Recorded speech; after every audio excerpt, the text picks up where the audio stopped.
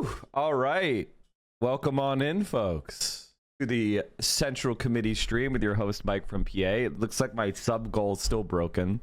Damn. Well, shit. I need to figure this out. I don't know what's going on. Maybe we'll see if it works. We'll just see if it works later on. All right, what are we at? We took the weekend off. How is everybody doing today? Oh, God, I have a cowlick. Oh, no, that's not. Oh, no. Oh, no. Oh, no. Hey, everybody. How's everybody doing today? Did I refresh the cache? I did. I did indeed. I restarted my computer, too. Good morning, Mike. I played your ContraPoints video on my stream. Oh, yeah, that reminds me, chat. How is everybody doing today? Holy shit. Destroying ContraPoints has been one of the highlights of YouTube. I posted a video of my rant against ContraPoints, and I swear to God, my editors, they were so crispy. It was so beautiful. So we might have to actually watch my video of myself. I'm sorry, chat. I know it was a stream highlight, but it's so good that we may have to watch it. But we'll save that for later. Are you gonna step up and address Hasan's Watergate? Hasan did nothing wrong, and the Tumblr mentality needs to die. There, I said it. Did you get to watch Mahmoud interview? The YouTube comments are so good. It's doing exactly what we hoped it would. I saw part of it when it was live. Word going around that Mick Lynch, a former RMT fame, may join the Zoltana and Corbyn's new party. Oh, hell yeah. Him adding water to Yemeni coffee was the Greekest thing I've ever seen. Ew. Why the fuck would you do that? What happened to me, like, the student movement pushed. I mean, man, what are you doing? It's too hot. You can't do that. Oh, I didn't know about this scandal. I thought you guys were talking about the other scandal. This scandal is crazy. Okay, this thing's broken. Hasan did wrong. This is like, I'll give you an equivalent, chat. This is like getting a really nice glass of wine and then just dropping a bunch of ice cubes in it. It's like, just let it cool down. Just let it cool down. This is the most Gen Z coded thing I've ever seen Hasan do, and derogatory. Derogatory. It's like, I can't wait a couple minutes while having a conversation for my coffee to cool down. I'm gonna water it down with Poland Spring. What the fuck is happening? Like, what happened to me, like, the student movement pushed. I mean, man, what are you doing? It's too hot. You can't do that. This is not the right way. I have You can wait 5 minutes. I have to. I'm sorry for that. Bro, he was more of... Oh, man, dude. This man was just in Trump's concentration camps. He comes out and he watches you do that? What a blunder. Straight to jail. This is the same dude who goes to the seafood capital of the world and of Japan and doesn't eat. Yo, I forgot that was true. I forgot that was true. Yo, dude, that is fucked up, man. To think I linked him to Mahmoud just for this to happen to me, I was mortified. He re-traumatized him. So true. His autism is shown. I mean, like, there is no dodging the allegations. There are no dodging the allegations for Hasan, as far as I'm concerned. Like, confirmed, double underlined, 187 or whatever he was. That added +4 to the... Well, like, the not eating seafood thing, it actually bothers me. It actually pisses... I already had a rant about picky eaters before, where people were like, stop tracking. Stop tracking. You stupid bot. It's because I raised my hand up. That's gonna track me now. Stop tracking. What the hell is the command? Unlock me. That's what it is. Okay. It's like anytime I take an L. Okay, my hair needs I'm conditioning today. But I was taking a shower yesterday. I was like, probably shouldn't condition today. Mistake. We need a hair mask. The idea that you could just be like, oh, I don't like seafood is insane. That's an insane position. That's like an actually insane position, in my opinion.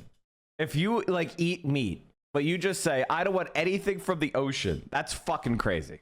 I mean, like, tuna doesn't taste like salmon. Like, they're completely different flavors and textures. It's like, what the fuck are you talking about, man? Lobster versus crab, completely different flavors, completely. Mussels versus oysters. Like these are, they're so diverse. Sea urchin. I mean, like, come on, man. Yeah, that's what you're Jedi. You're so right. I just don't like to do that because I'm a man, and that means I'm lazy. But you're right. I totally do need to do that. It's just crazy. It's just crazy. I don't know what to say. And like fishy taste, I get it. Like if you're talking about like when the fish tastes like it's about to go bad, then yeah, that tastes bad. My assumption is he probably had one badly cooked tilapia as a kid, so he broke it off for the rest of his life. No, he probably ate something that was bad, like, you know, rotten, and that tastes really bad. That's not how seafood tastes. Like spoiled, exactly. And he's fixated on that like seafood fishy, you know, the taste of it going bad, and said he didn't like it. Yeah, nobody likes rotten food. No, if all fish I've ever tried taste fishy, that's wrong. That's literally wrong. Have you explained that to Hasan before? I'm sure people have tried. That's so funny. All right. I'm from the Midwest, and I had to go to Puerto Rico and have actually fresh seafood to enjoy it. Oh yeah. We saw. Brad Lander becoming more base. New York City comptroller Brad Lander pulls tens of millions of dollars from Israeli bonds, drawing criticism from Mayor Adams' office, which accuses Lander of pandering to the anti-Semitic BDS movement. Oh, we're just going to say it's anti-Semitic now. I mean, like, come on. This is what these right-wing losers do.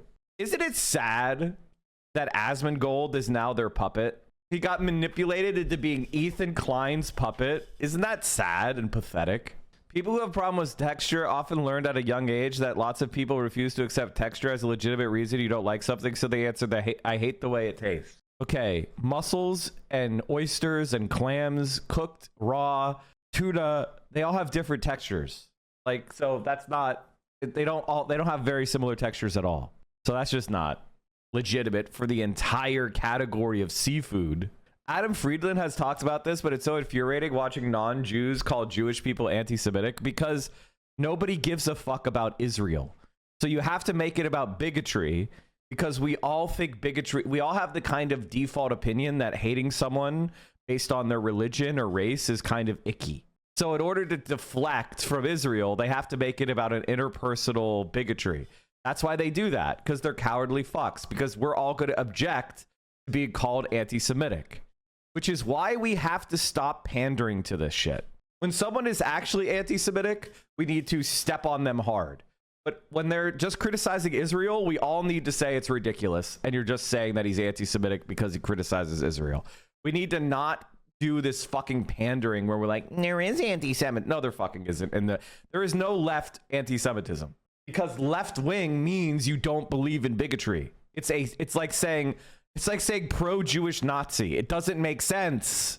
It's contradictory. You can't be a left-wing anti-Semite. It's contradictory. It's like saying you're a heliocentric geocentrist. It doesn't work. They're contradictory. New DFP NYC poll.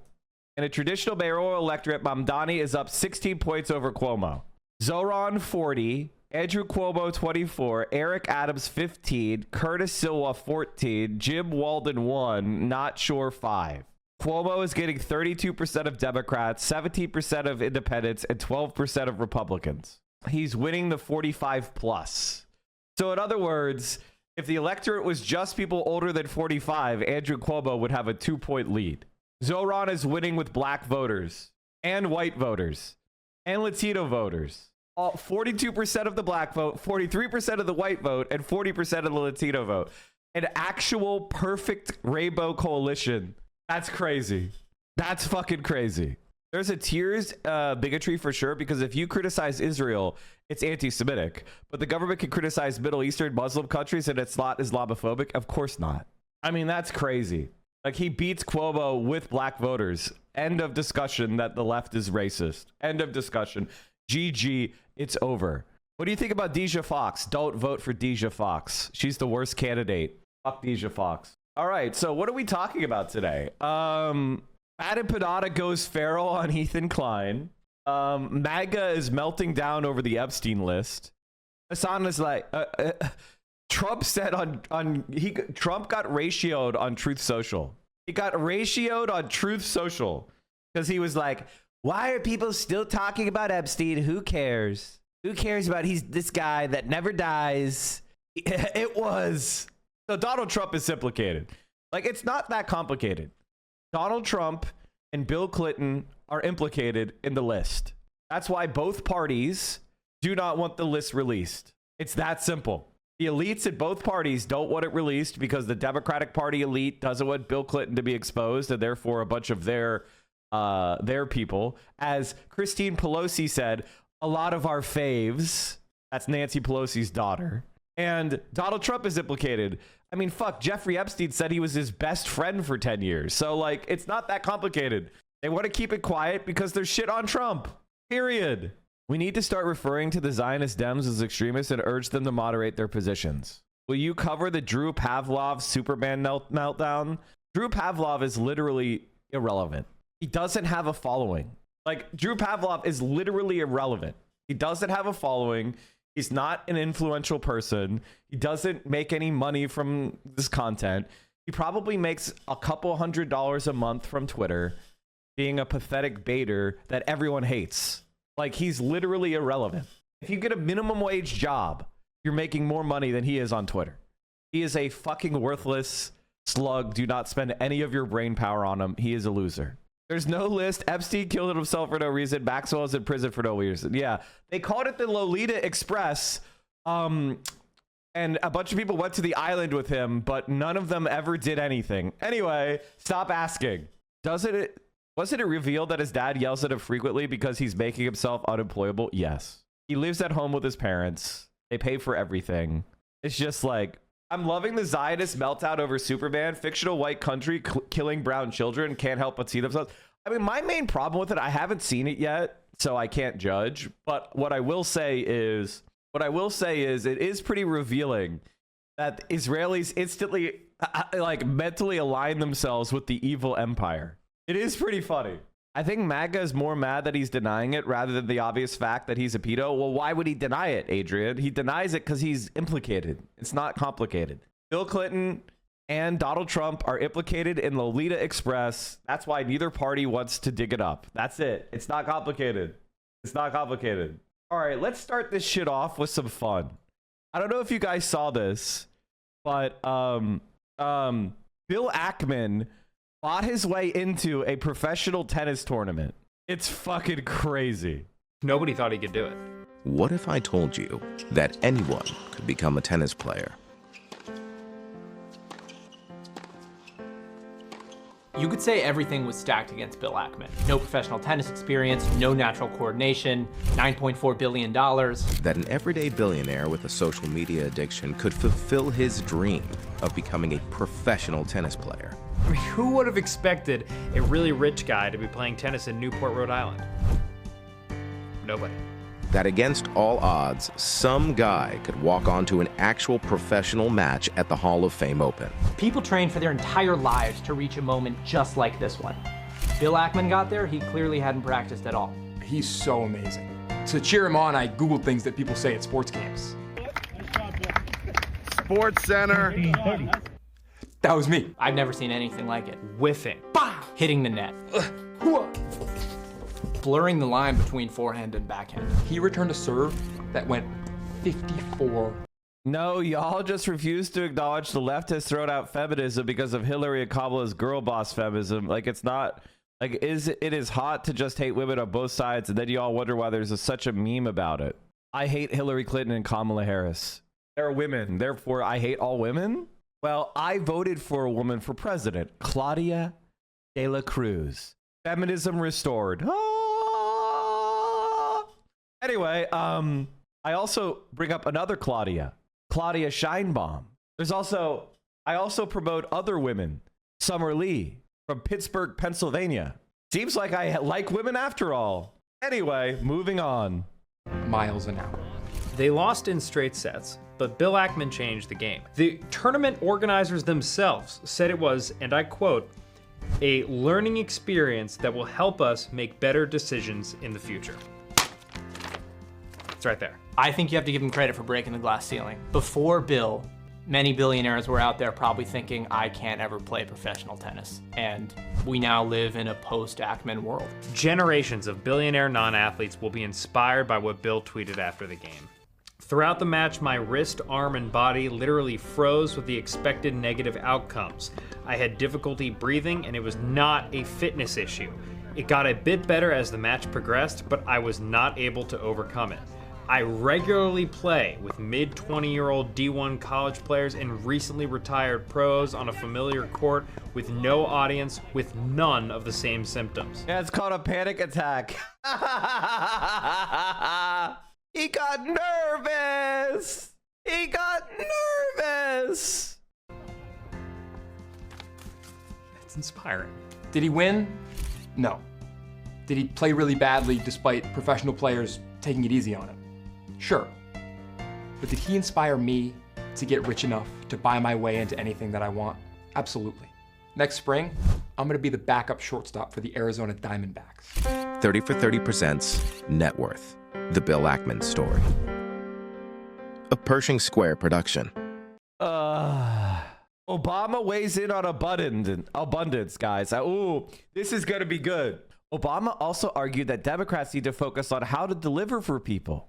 There's been, I gather, some argument at the left of the party and the people who are promoting the quote-unquote abundance agenda. Listen, those things are not contradictory. You want to deliver for people and make their lives better? You got to figure out how to do it. I don't care how much you love working people. They can't afford a house because of all the rules in your state making it prohibitive to build. And zoning prevents multifamily structures because of NIMBY.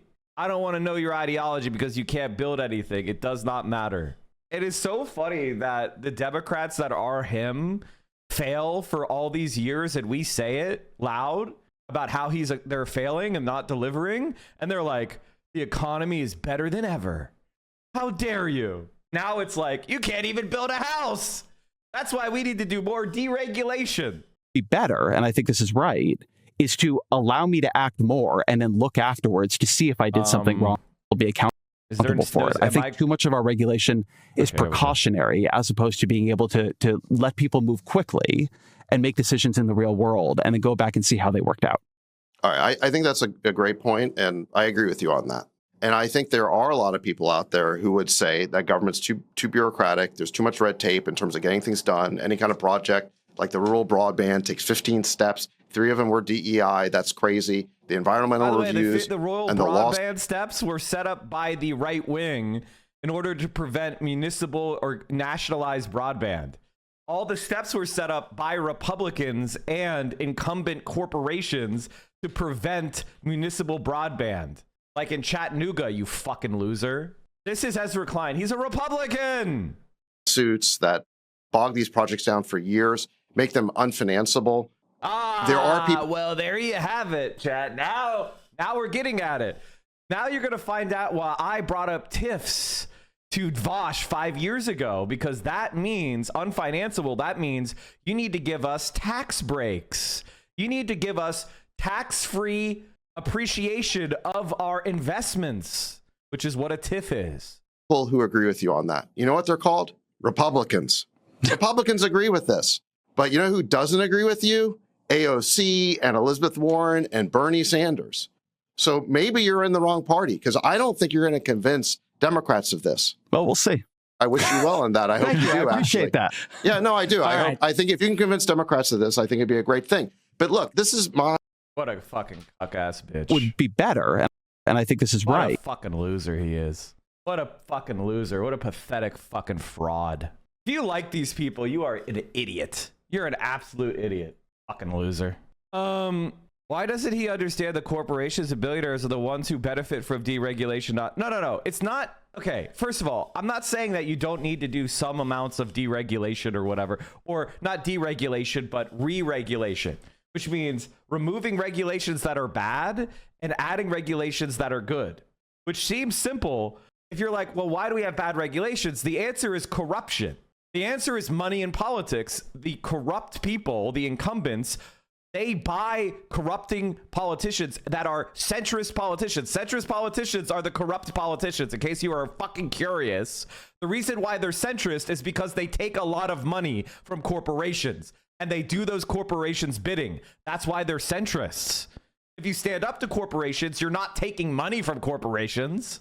And like what went on in Texas is exactly what I'm talking about. That's what Texas regulations were. Go ahead and build these floodplains, and we're not going to put up any warning signs because that's gay communism, or any warning alarms. That's gay communism. Check your own weather report. That's the Texas attitude. Like, what was the result? Hundreds dead, including dozens of, guess what, children. Oh, the children didn't check the weather report at their campsite.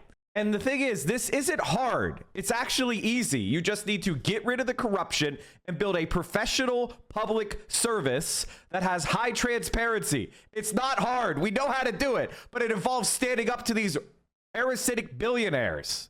All right, let's watch Zoran talking about politics, and we'll see if you feel a little bit different. From long shot underdog, I stand before you as a candidate for New York City mayor. To history maker. It always seems impossible until it is done.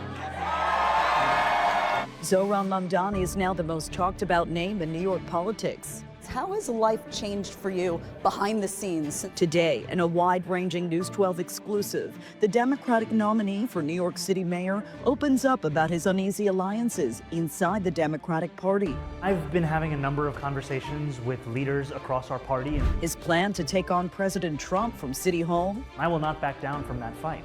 And which Democrats might join him there. The rumors out there that you're looking at former Congressman Jamal Bowman. I love retail politics. Plus, we go one-on-one with his Republican challenger, Curtis Sliwa. I'm the only real New Yorker running in this race. Why he says the polls are dead wrong, and his warning to voters about what a Mamdani mayoralty could mean for the city and the suburbs. The polls were wrong, chat. They underestimated Zoran significantly. By the way, I called it. I fucking called it. I'll be damned if I'm gonna let Zohan and his ideology rule. A special edition of Power and Politics. Sounds like you're gonna be damned, bitch. Hello, everyone. I'm Tara Rosenblum, and we're going to begin now with my exclusive conversation with Zoran Mamdani. The 33. I used to be in the broadband business. I ran into an old colleague who started a company to do rural broadband. He got $30 million in seed money from the federal government and $30 million from Goldman Sachs. So his new company is worth $60 million, and he hasn't done shit. That's how you get rich in this country. That's actually how you get rich in this country. 3-year-old Democratic Assemblyman just made history, winning more primary votes than any mayoral candidate in New York City history. But now the pressure is mounting from all sides. Check out what we found. Before diving into policy and party power plays, we surprised Assemblyman Mamdani with some old clips from our News 12 archives. Talk about a throwback, right? Footage from his high school soccer days in the Bronx. I think we fought back because we persevered a lot. Back when he was more focused on the field than the front lines of politics. Who's stronger, Zoran the athlete or Zoran the campaigner? I think the campaigner at this point. Could that kid have ever dreamed that at age 33 he'd win the Democratic primary for mayor in the nation's largest city? I don't think this was in the realm of possibility at that time. And from that soccer field to the center of City Hall politics, we sat down inside a historic Harlem theater for an unfiltered conversation about power, politics, and what it's really like playing on a whole new field.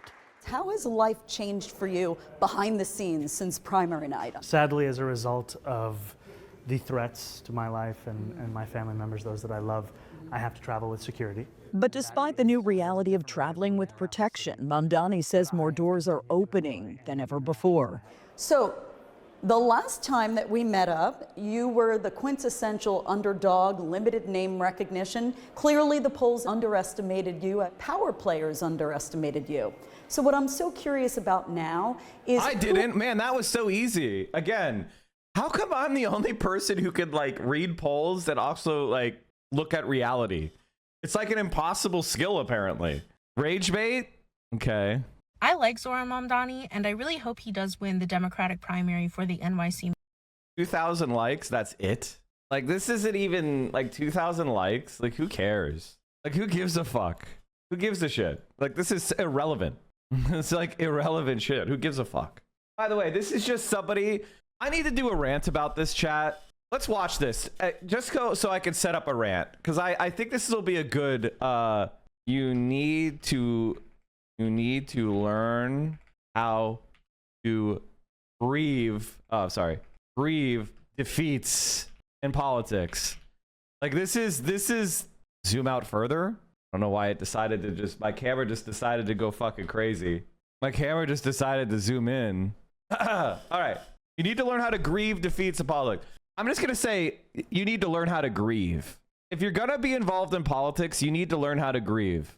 That's a very important skill. Another way of saying it is get over it. You lost.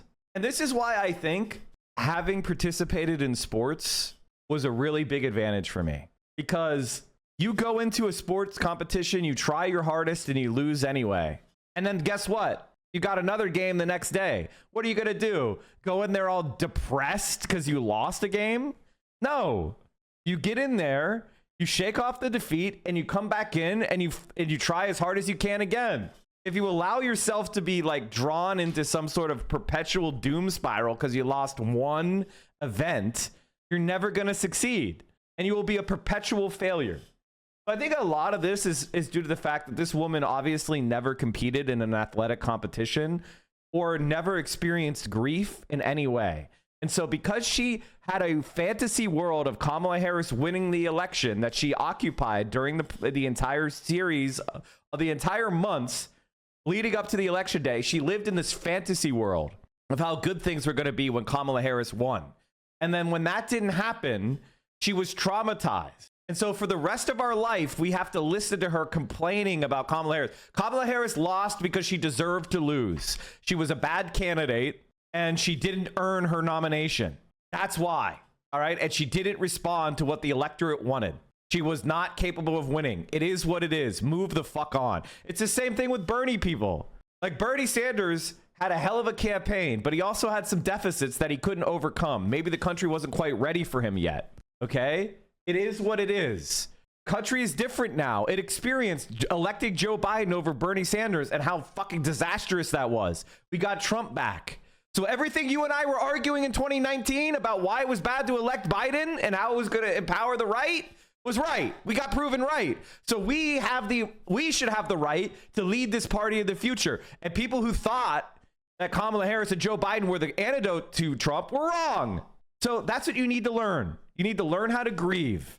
Let's watch this woman and you'll see exactly what I'm talking about. I bet this is her mind whining, complaining. Kamala Harris lost. Kamala Harris lost. She'll never win. She'll never be president. Get over it. And I really hope he does win the Democratic primary for the NYC mayoral race. Like, that would be really awesome. I like his campaign. I like his... Bernie is a nice old man with a lot of well-meaning ideas that don't work out in real life, except they all do.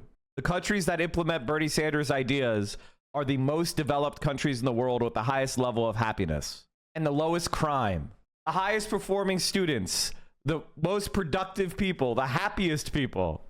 Like, you're just wrong. Nothing he proposes is radical. It already exists.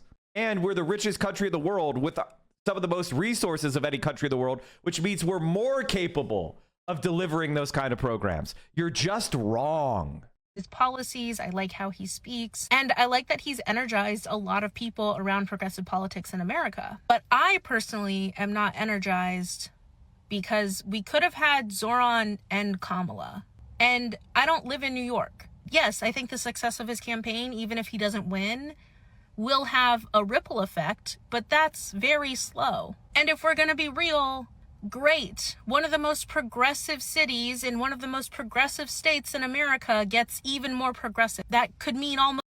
The idea that New York is one of the most progressive cities is comically bad faith lies. They have a literal Republican congressman in New York City. Like, what are you talking about? Like, you're just stupid. You're just stupid. It's the biggest city. It doesn't mean it's progressive. They voted for fucking Cuomo. They voted for, what's her fucking name? The governor of New York. It's slipping my mind right now. Kathy Hochul. There you go. I got it. Kathy Hochul. Like, this is a state that elects Chuck Schumer. This isn't progressive, okay? It's a Democrat state. but it's not certainly a progressive state. And that's the problem, is that centrist Democrats prevent progressive change, which is why Zoran has, that's why they're not endorsing him, you dumb piece of shit. Almost nothing for the rest of America. I'm not energized because so many of the people who are campaigning so fucking hard for Zoran and are pushing people to be united on this and are pushing people away from criticizing him for saying that Israel has a right to exist, Israel has the right to defend itself, that he will not defund the police, are the same people. First of all, he said Israel only had the right to exist as a state with equal rights. So she's trying to undermine him with the progressive base by lying about what he said. That's kind of odd, right? Spent their entire fucking time during the presidential election talking shit about Kamala Harris, and not just talking shit about her, but directly harassing her voters and supporters as if they were Kamala herself. And even after the election was over, Kamala did not become president. People made videos. And it was not close. It was not close. If every third-party voter voted for Kamala, it wouldn't have mattered, because millions of people stayed home because they were so disappointed in her candidacy. Millions upon millions of people stayed home, which we warned you. I warned you. And the thing is, like, I think a lot of people for whom politics is their obsession or their hobby, they don't realize you're weird. You're a weird person. If you think about politics every day, you're a weirdo. Millions upon millions of people are not going to show up unless you give them something to believe in. And Kamala Harris didn't. If you liked her, that's you. That's your personal preference. But you're weird. I made videos letting leftists and socialists know, hey, if you want more progressive Democrats, you gotta be a registered Democrat so you can vote in the fucking primaries. Mm-hmm. I remember getting my ass tore the fuck up by leftists and socialists, calling me a fucking idiot, calling me this and that and whatever else, because I told you how the electoral process works, because I told you if you want to keep bitching about it, here's how to make it better. And what are we seeing now? Socialists and leftists who have been registered as independent because they would never register for the Democratic Party are now complaining that they can't vote in the Democratic primary for Zoran. You're an idiot. You're an idiot. And if we're going to be real, a lot of the people that were promoting Zoran and telling New Yorkers to just vote for Zoran without ever saying you have to be a registered fucking Democrat are also fucking idiots. Well, I will say this.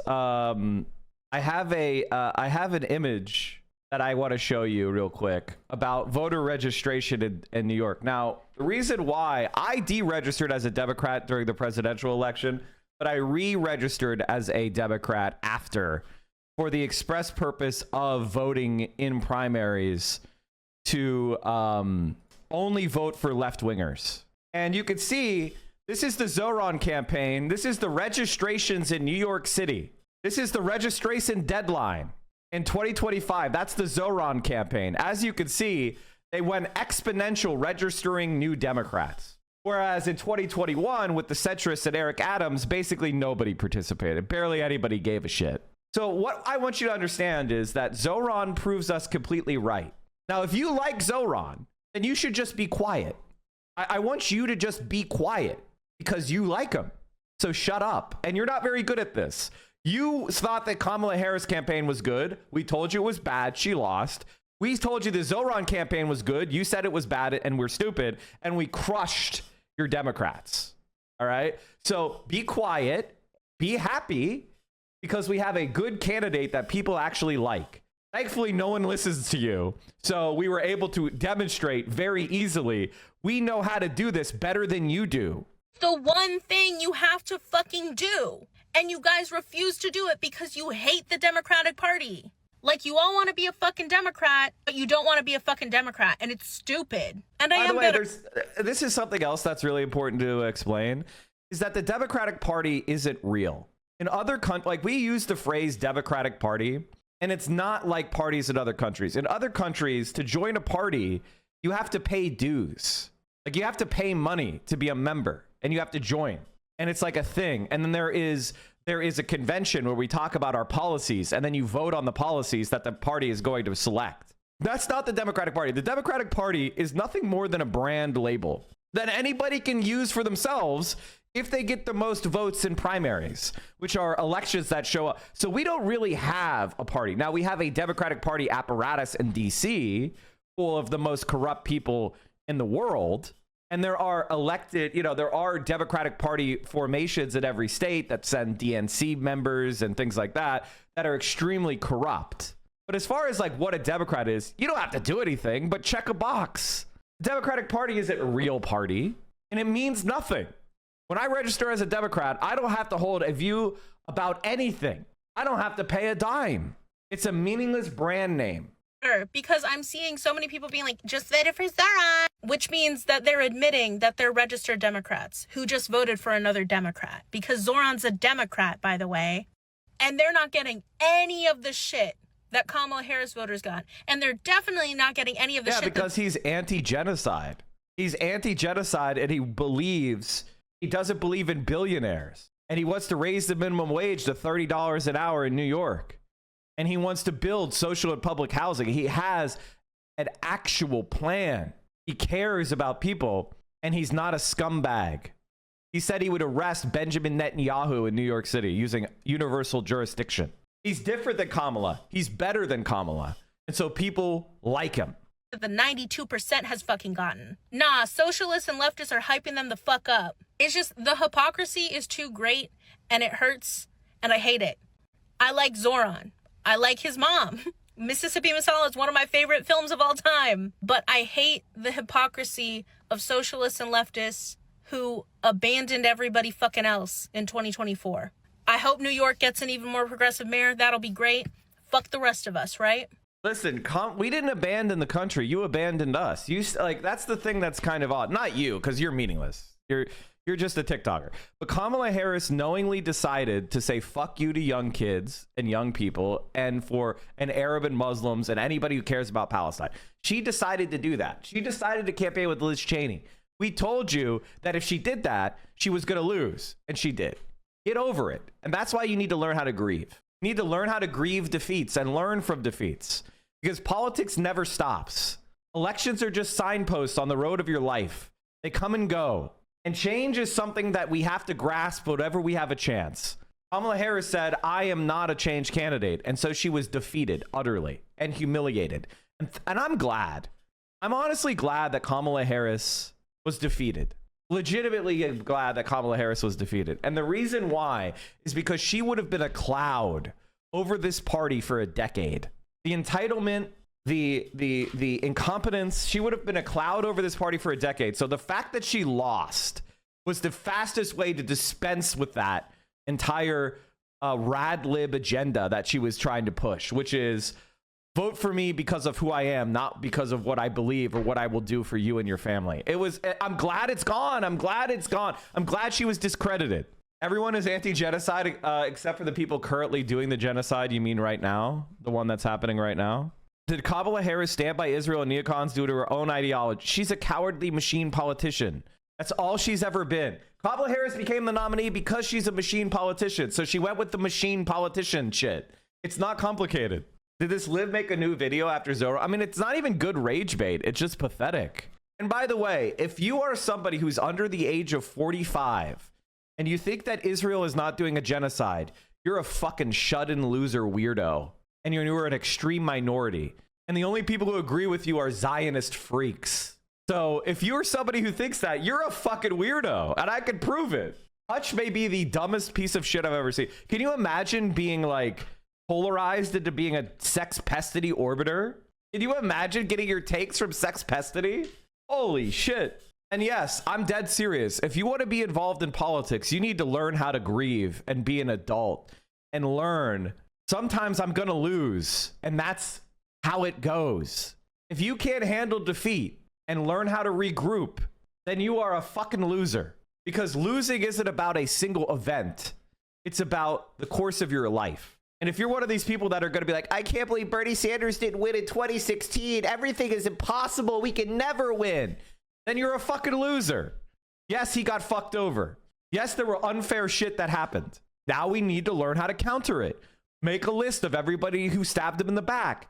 Realize that you can't trust certain institutions. Take over the institutions that you can. Learn about the bad faith arguments that were made and inculcate people to not care about them. For example, that you are an anti-Semite because you oppose Israel. We need to say, fuck, that's bullshit, and we need to say it now. Because if we don't, they're going to use it again. Learn from your defeat. Learn from the mistakes. It's not that hard, actually. What is hard is being a pathetic fucking loser. It never fails. The dumbest person in chat is always the other one calling other people stupid. Oh, well, is this guy a bot? Is this guy a bot? Mike, your rebel communist politics are for the birds. I think people come here to watch you monkey about ranting and performing. I gotta be honest with you, man. And I mean this like really, really truthfully. Do you have any friends? Like, because my politics are actually the average person under the age of 40. I'm probably a bit more pro-China than them. But like, other than that, I have the opinions of the average person under the age of 45. You are the one who's kind of a fucking weirdo. And I can prove it, but you're not going to accept the evidence because you don't care about evidence. Everyone is anti-genocide except maybe Hitler. I mean, I don't think you've really paid attention much. Like, there's something called the Jewish Power Party. That's part of the Benjamin Netanyahu government. They're an anti-Arab political party. They're part of the government right now. They've been declared terrorist by many, let me see if we can talk about this. Like, deportation of Arab extremists. Like, these are extreme fascists. And Ben Gvir was in the DC hanging out with the rest of those Israeli freaks. Of course he was. They support ethnic cleansing. They support something called, I mean, this is all stuff that you could, here, I'll show you. Greater Israel. They want an Israel, look at this. They want to expand Israel all the way to the Euphrates. Like, this is what we're talking about. Movement for Greater Israel. Like, these are all reality, and they want to do genocide and ethnic cleansing. It's not complicated. You just have to learn a little bit about reality, man.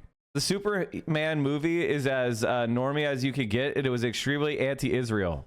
A non-insignificant number of Western Jews do genuinely think that Zionism anti-Semitic and that pro-Palestinian sentiment can only be motivated by anti-Semitism. Doesn't matter if we correctly separate anti-Zionism from anti-Semitism if Jews think they are the same thing. Okay, first of all, and I'm going to say this very, very bluntly, I don't care what somebody who's a racist thinks. I don't give a shit. If you think that you should live in an ethno-state where one religion or one ethnicity has more rights than other religions and ethnicities, that's an invalid opinion. And you're a racist. And you could be a Jewish racist. You could be a black racist. You could be a white racist. Those things exist. If you think, like, for example, Candace Owens, that white people should rule over society, that's called being a black racist. If you are, sorry, like, that's just the way it goes. And Jewish people are not a monolith. In fact, most American Jews are not a fan of Benjamin Netanyahu. Most American Jews supported Zohran Mamdani in the primary. The extreme pro-Israel sentiment is not the sentiment of Americans. And I don't care what racial group or religious group you have. If you hold bigoted views, you're a bigot. It's not, you don't get a free pass. I'm sure the majority of white people in Mississippi wanted to keep Jim Crow going. I don't care. Jim Crow is unacceptable. All right. There are moments in television where people get on TV and people are sort of like, wait, what's this guy doing here? Maybe we shouldn't be pushing this. Right. And this guy is on a panel on Morning Joe where it's the, it's the usual suspects. I don't know everybody there. I don't know who that first white guy on the bottom is, but I think that's Eugene Robinson and Stan Stein, and I don't know who that woman is. And then this other guy is Scott Galloway, and he is a professor at NYU Business. I hate Scott Galloway is a grifter. If you want to know who a grifter is, Scott Galloway is a fucking grifter. School. So you know things have gotten pretty bad. He does, I think, like a podcast with Kara Swisher called The Pivot. And so you know things are bad when the business school people are going like, and to be fair, like we've had some great business school people on. I'm thinking of, oh shoot, I can't remember his name now, from UMass, who talked about. By the way, this is how you could tell we're winning, chat. woke is back, but it's dark woke, which means we're not going to allow people to sit there like going, we need to be more navel gazy. Nah, fuck you. The implications of he's no longer there, but who talked about the implications of things like share buyback and capital gains. But here is the Scott Galloway just sort of basically saying something that is, yes, completely accurate. Once you get above a certain level of wealth, you get no incremental happiness. So why on earth would you not go back to a tax policy of the 60s, 70s, and 80s, where say above, pick a big number, 10 million, you actually pay more than 10%, maybe more than 20%, maybe more than 50%, because the difference between 30,000 a year for a household and 50,000 is enormous to the well-being of that household. Low-income kids in low-income households have higher resting blood pressure, but the difference between making 10 million a year and 15 million a year offers you no happiness. But these individuals have weaponized government, and we risk revolution, whether it's CEOs being... By the way, that's totally true. I mean, this is objectively true. Once you get to a certain level of wealth, it doesn't make you happier at all. Now, going from, I think it's something like once you get to like $100,000, like every dollar you get like at $100,000 is good. Like that makes you happier. But then they get to like a break point. I want to say it's like 400 or something where it literally starts to have no effect. Going from 400 to 800, basically no effect. Going from 30 to 70, massive effect. 75K is when you start to get diminishing returns, meaning the next dollar doesn't make you as happier as before. So it's not that 75K means no difference in your happiness. It's when diminishing returns start. But there is a point where it gets like, it's like an asymptote, where it's like, if you have $1 million a year versus $400,000 a year, it's not really going to move the needle. Now, obviously, that number can be different depending on what part of the country you're in. Because, like, if you're in Southern California, housing is so expensive that, you know, you need to make $400,000 a year to get into that, like, secure fucking housing policy, position. But in like most places in the country where the average 3-bedroom isn't $1.5 million in a bad neighborhood, and normal places, it's a little different. Murdered in the street, whether it's a Me Too movement that had righteous components of it or Black Lives Matter. What are these movements? They are targeting the wealthy. We are in the midst of a series of small revolutions to correct income inequality. And the reason we put an insurrectionist and a rapist in office is because for the first time in our nation's history, a 30-year-old man or woman isn't doing as well as his or her parents were at 30. Why? Because the majority of households are having the oxygen sucked out of the room, such that a small number of individuals and a small number of companies can be worth more than nation states. Income inequality is out of control. Our tax policy has gone full oligarch. I mean, now, look, he's completely right. And this is a sign that we're starting to win. Because when grifters like Scott Galloway are admitting it, that means that we are winning. And the pendulum has swung. I called the bottom. I called the bottom. I called the fucking bottom. When Asmongold was starting to feel overconfident, that's when you knew the bottom was in. The guy who gets an anxiety attack thinking about getting a haircut was feeling himself. That was funny, dude. Asmongold feeling himself is fucking hilarious, dude. Holy shit. The guy who chases his water with soda. Yeah. Yeah, that guy. Holy shit. Oh. He's a little bit more polite. Like, I don't care if it really makes you a little marginally more happy to be a multi-billionaire or millionaire. I still don't think it's effective for society. I don't think it's like, putting aside like any type of morality associated with it. It's just, like he says, this is a math problem. Yeah, it's inefficient. And by the way, ever since we've gone and done tax cuts for the rich, our economy has grown slower. Like, it's like, so even if you're purely an egotist, you're purely a capitalist, you're purely a GDP enjoyer. GDPs have stopped growing in the developed world. They've been flat in Japan for 20 years. They've been flat in Europe for 15 years because this inequality is driving down birth rates. It's driving down our ability to reproduce ourselves. The human race is starting to die out. math problem is this is unsustainable. You cannot have a small group of corporations and individuals hoarding all the money in society. You can't have it and have society function. This is the situation we're in. Now, I will also say that when I said this on what's his face, PDB, Patrick Bet-David show, Joe Rogan said this was insane. Maybe you should have this professor on to explain him. Maybe he'll appreciate it if it's somebody who has a business degree. Yeah, doubtful. But when the business professors, not the sociology, not even like the economics professor, but when the business professor says like, this is, it's not good for business. People hunting down business people. The guy Gordon Gekko was based on in 2016 endorsed Bernie because of velocity of money, a standard concept in economics, which is that people lower income are going to spend it faster than people that, like, we talked about this in the... Well, but when you finish that, what velocity... It's called the marginal propensity to consume. Rich people don't spend their money. Poorer people spend the money. So what happens with rich people, when you give rich people more money, what do we do with our money? Well, we try to find things to invest in, which means what? Speculation, assets, stocks, crypto. Whereas what do poorer people do with their money, or middle class people do with their money? They buy shit. They pay off debts. They build homes. They send kids to school. They maybe even take a vacation. So the more money you give to the rich, the more assets are going to inflate.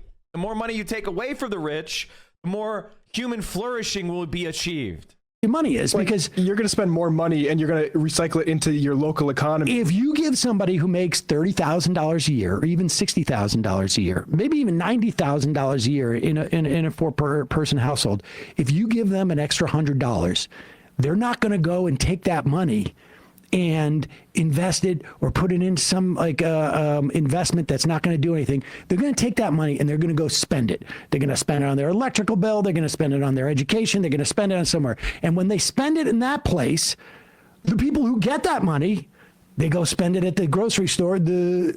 They turn around, they spend the money. Yep. And the money travels through the economy. When you give it to a millionaire, you give it to a billionaire, or you give it to someone who's making that kind of money, they don't go out and spend it. They don't have to, because they've got so many dollars that are in line to spend before that. They go and put it in, like, I'm going to buy crypto. Yep. I'm going to go buy tulips. I'm going to go buy, whatever, this piece of art that's going to accrue in value. I'm going to go... Or I didn't even know what to buy because we have... Slandering Destiny, degrade his opinion, and validate yours is exactly kind of tricks that'll fool people into believing you're right. I slander Destiny? The entire project of the guys to try to slander me. What the fuck are you talking about? Sex Pestity doesn't need to get slandered. All you have to do is tell the truth. What the fuck? This thing in private equity we keep talking about. Private equity dry powder growth accelerated in H1 2024. If you don't know what dry powder is, all these companies like BlackRock that own like these houses and make all these investments in like infrastructure and hospitals and stuff, they cannot find places to invest all the money that the rich people are giving them to invest. They run out of it. So of course it's going to go into crypto. It's going to go into all this dumb stuff because they have too much money than they know what to do with. That's why, I mean, what's his name? Bezos said, I don't know what to do with all this go money, to Mars. but go to Mars. Yeah. Right. And so, I mean, this is the bottom line. And the way that you decrease income inequality and wealth inequality, there's only one way to do it. And that's essentially to tax these people at a higher rate. Right. And this is why we keep saying, and the number is not pulled out of my ass, it's just a number that we've done in the past. In the 1950s, I want you to Google historical tax rates in this country. In the 1950s and into the 60s, changed under JFK, they dropped it about 20 points, but closed some loopholes, supposedly. Every dollar that you would make over about It's like crazy. Like the Destiny shit is the guy is just going to forever be a parasite on our lives. So it is what it is.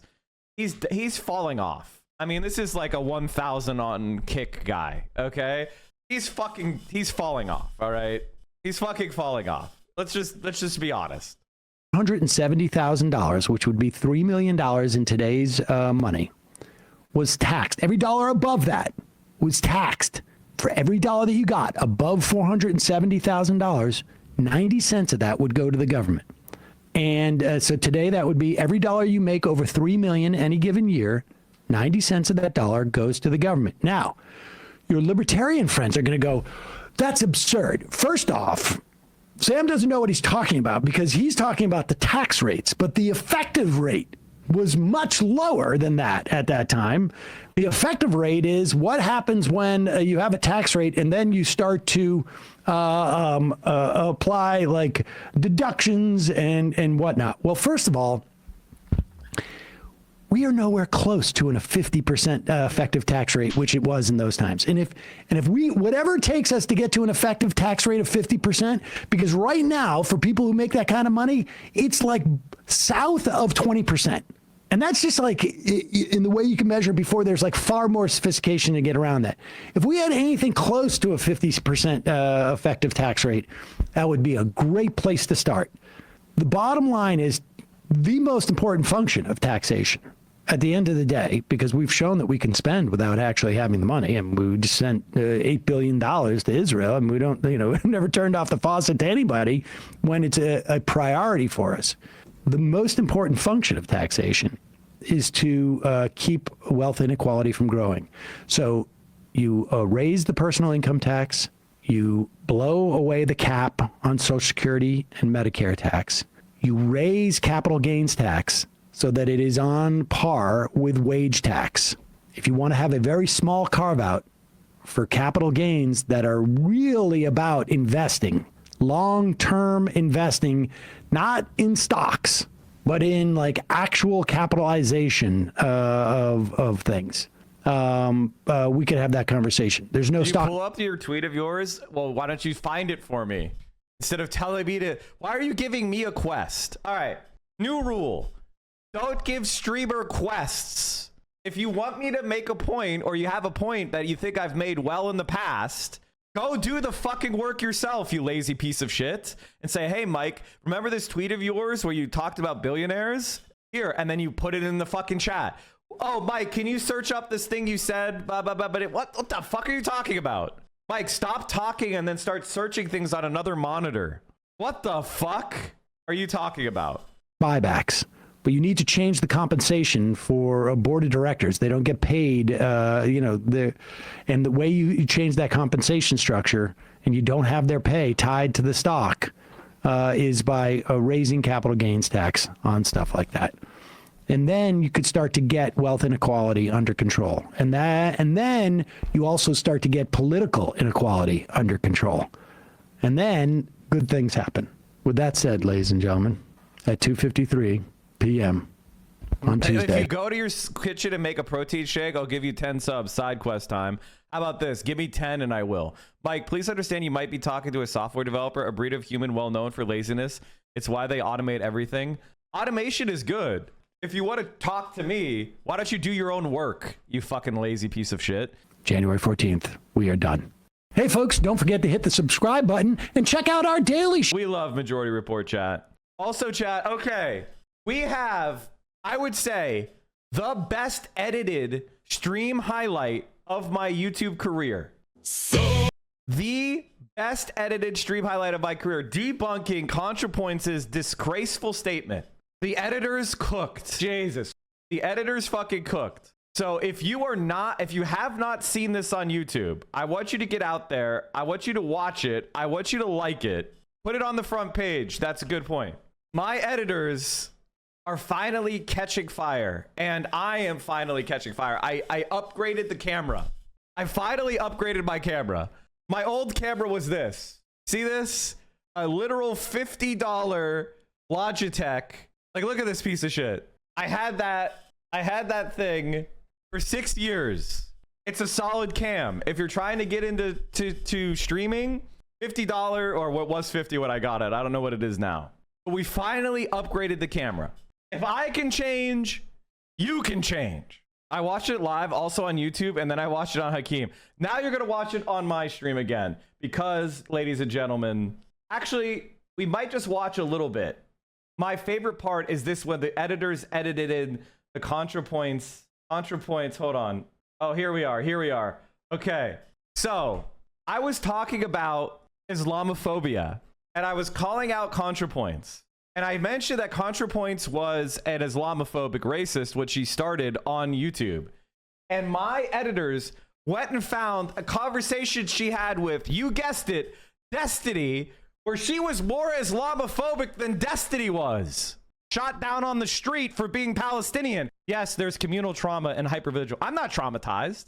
I'm not in Palestine. I'm looking at a monitor. I'm looking at a screen. This is not trauma. This is information. The people who are going through it are traumatized. How dare you clutch pearls? You used to be an Islamophobic racist yourself, didn't you? Isn't that in your past? Didn't you start posting about how Islam is not compatible with the West? And so you're kind of put in this very difficult this bind, right? Where if you're a little too Pollyanna-ish about Islam, then you're on the threshold of like kind of like essentially like being an alibi to a very like backward and patriarchal religion. Was that one of your old content, the beginning of your content? That's what you got started on YouTube with, right? Islam, reform or get out. ContraPoints made her start on the internet making anti-Islam extremist content. She fundamentally agrees with American imperialism in the Middle East. Islam, reform or get out. I guess you didn't change your opinions as much as I thought. I was very naive. I mean, that's the reality. The reason why ContraPoints is not all that perturbed about the genocide in Gaza is because she perceives them to be Muslims and she's tired of you talking about it. It hurt Mamala. Thought you had changed. Much of the online left spent all of 2024 single-mindedly focused on Palestine and the complicity of Democratic politicians in sending aid to Israel. This campaign had the following effects. That is not true. This is absolutely not the case. In fact, anyway, chat, I just wanted to direct all of you to go check this video out. Give it a boost, give it a share. If anybody asks you about the ContraPoints shit, throw them this video. We're cooking right now. Make sure you hit that like button. And thank you to the editors for digging up that quote from ContraPoints, talking about how Islam is a backward religion. I watched you, Hasan, and BadEmpanada all cover it, and it's interesting how everybody who has been paying attention in the last 2 years has the same analysis. Oh, no surprise. So we ate with that one. All right, let's keep going. Let's keep it going, chat. We are cooking. Ladies and gentlemen, my favorite content creator on the internet, BadEmpanada, has been going absolutely feral. My favorite content creator, BadEmpanada, speaking of cooking, of Israel-Palestine, which is a situation where an overt and proud Jewish supremacist settler colonial project is working to eliminate an entire other people because they are not Jewish, is and can... He's figuring out how to farm the clips. You go farming the clips. All right, chat. I just wanted to have another little ADHD moment. This is something that I've been talking about for a long time. The estimated number of first-time home buyers since 1995 has dropped to an all-time low in 2024. First-time home buyers down to an all-time low. Look how much it dropped during the Biden administration. And people have said, oh, the economy is good. They want the whole world to rent. Yeah, it's very hard to buy a house. They love renting because it's how you can extract value by producing none yourself. All right, let's get back to Zoran. Let's watch this Zoran interview. Let's keep our ADHD down to a minimum if we can. Overlay the 10-year interest rate. I mean, first of all, dude, I'm not going to do... I mean, hold on. If you want to send me a chart where you did that, that would be great. Who are the people that are calling you to strike deals who previously ignored you? And what is the most unexpected call or message that you've received since your primary win? On election night, I received a call from Mayor Wu of Boston. And that was a surprise to me because during the debates, I had spoken by admiration of her and her leadership of that city. It was a call that came as we were writing our victory speech. And it was a call that shows me what partnership could look like in the months and years to come, even between cities like New York City and Boston. Since your win, you faced a lot of threats, a lot of attacks from a number of lawmakers, probably most notably the president himself. He has called you a communist. He has threatened to arrest you if you try to prevent ICE raids. Specifically, what measures are you prepared to take if he pulls federal funding, as he has already threatened to do, headed to New York? If the federal administration led by Donald Trump is looking to go after the people of the city, is looking to attack the people of the city, is looking to detain and disappear the people of the city, then I will stand up for those same people. And I will not back down from that fight, because what New Yorkers want in this moment is someone who doesn't just believe in the promise of the city, but is willing to fight for it as well. And what we've seen far too often, especially in the mayor that we have today, Eric Adams, is a willingness to collaborate with Donald Trump, even when it comes at the expense of the New Yorkers that we are running to serve. Now, while a number of rank and file Democrats came to your defense very quickly after those remarks were made by the president, a number of top Democratic leaders have yet to endorse you. So what's the hesitancy? Typically, after a primary night victory as sizable and as significant as yours, the Democrats usually fall in line. What's going on here? I've been having a number of conversations with leaders across our party and across the city and state, and I've appreciated those conversations with Governor Hochul, with Senator Schumer, with Congressman Jeffries. They are conversations that have always come back to the importance of affordability in the fight for working New Yorkers. And I look at them as partners in delivering that affordability. And what I've appreciated is, as we've shared that same commitment, they've also stood up for me. Mike, show the quest giver! I swear to God, we need a quest giver emote. I swear to God, we need a quest giver emote. If you're like, hey, Mike, check out this funny TikTok Zoran made about saying ultimately, link in the fucking chat. Well, that would be great. But going like, hey, Mike, there's a thing that you should look for. Wow, thanks, man. I'm glad that you're not connected to the internet and you can't help. Amidst these kinds of remarks and threats from Donald Trump. You mentioned Governor Hochul. She has said. So the other day, my comms team was giving me some feedback that I used the word ultimately a little too much, and I need to take it out of my vocabulary.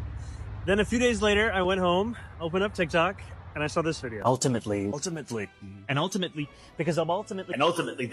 Because ultimately. And ultimately, I think. And ultimately. But ultimately. So, you know, I'm listening. I'm learning.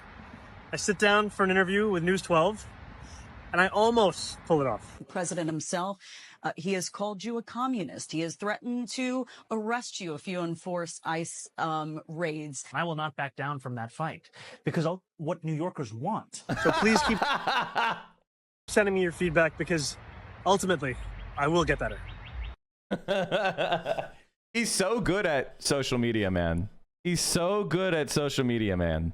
I'm adding this. I'm adding this to my channel just so you guys say questage whenever somebody's like, Mike, you should do this. Or maybe you could even be self-aware and you could say it before you do the, like, you give me a quest. Fucking motherfucking questage ass motherfuckers. This speech was so good, Mike. Oh, yeah. We should watch this too. That you and your teams are almost in daily communications, yet she hasn't endorsed you yet either. So tell us, what are those communications, what are those conversations really like? What's being said in your daily calls with her? And how do you expect that your relationship with her will develop in the future? They are conversations that are focused on New Yorkers and on the way in which we can serve New Yorkers. And for far too long, the relationship between New York City and New York State, as it relates to a mayor and a governor, has often been oppositional, when in fact that the way that we can deliver this shared vision of affordability is through partnership. And I know you've got a big meeting coming up with Hakeem Jeffries. What do you hope comes out of that conversation? I'll be sharing the fact that we have twin crises in this moment. A crisis of authoritarianism from Washington, D.C., and a crisis of affordability here within our own city. Can you give us a window into who you're looking at and who you're speaking to for major roles in a Mamdani administration should you win in November? Like, the rumors out there that you're looking at former Congressman Jamal Bowman to lead New York City schools as chancellor. Any truth to that? I have made no personnel commitments, and I believe that it's too premature at this time to do so. And any articles and reports that you'll see are firmly apart from the actuality of those commitments. The commitments I've made have been to focus on New Yorkers, have been to deliver affordability for New Yorkers, and the conversations that I've had have been with city government officials who've been at the core of that achievement in past administrations. I've been speaking with Maria Torres Springer, who was such an incredible part of both this administration, but additional ones prior to that, as well as Patrick Gaspard, as well as Steve Banks. There are many that I've been having those conversations with. I noticed you didn't mention Brad Lander, who was a big supporter. Would there be a role for him in your administration? Chat, I don't like Brad Lander because he's a Zionist, but You know, he is a really good sycophant. You know, it's good to see someone bending the knee. You know, I don't want to go too hard on him because he is bending the knee so obsequiously. And it is good to have people who bend the knee. However, if somebody is a Zionist at this point, you need to forever be wary, forever watch them, never ever trust them. That said, he is being a good toady, so that's good. I have many positive things to say about Brad, who's not only a colleague, but also a friend. So would there be a role for him in your administration, should you win? Those are many conversations that I'm having at this time. Jessica Tisch, keeping her as NYPD commish or not? I've said that I would consider that. I continue to commit to that. And I consider it because of the fact that her swift and decisive action to uproot corruption at the top echelons of the NYPD. My audio failed.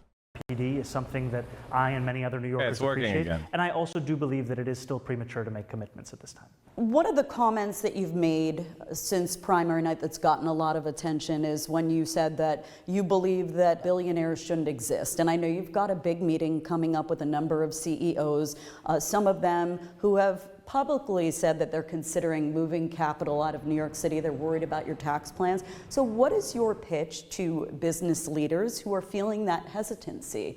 I know that when I speak to business leaders, one of the many things that unites us is a shared love of this city.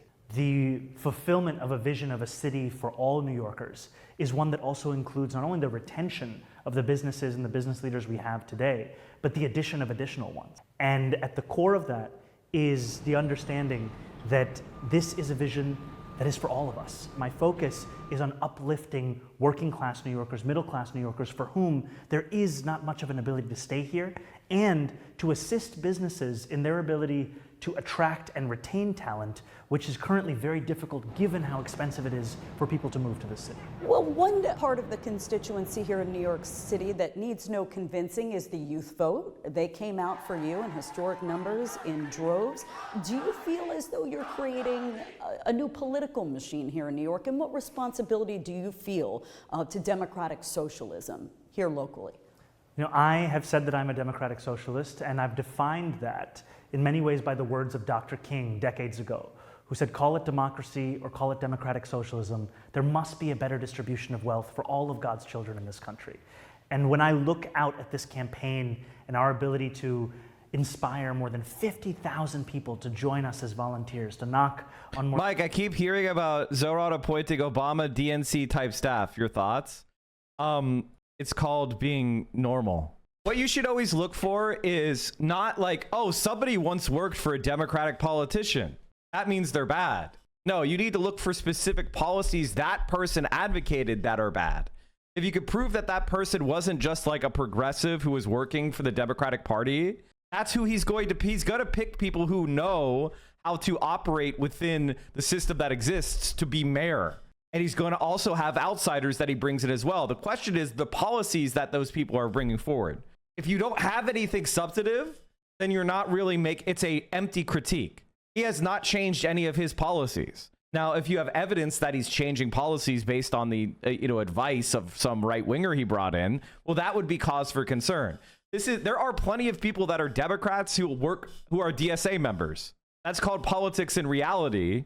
Like, you're either a online influencer in politics if you're on the left, or you work within the institutions like unions or the party itself, or as staff. Some staff of Harry Reid were really left wing and some of them weren't.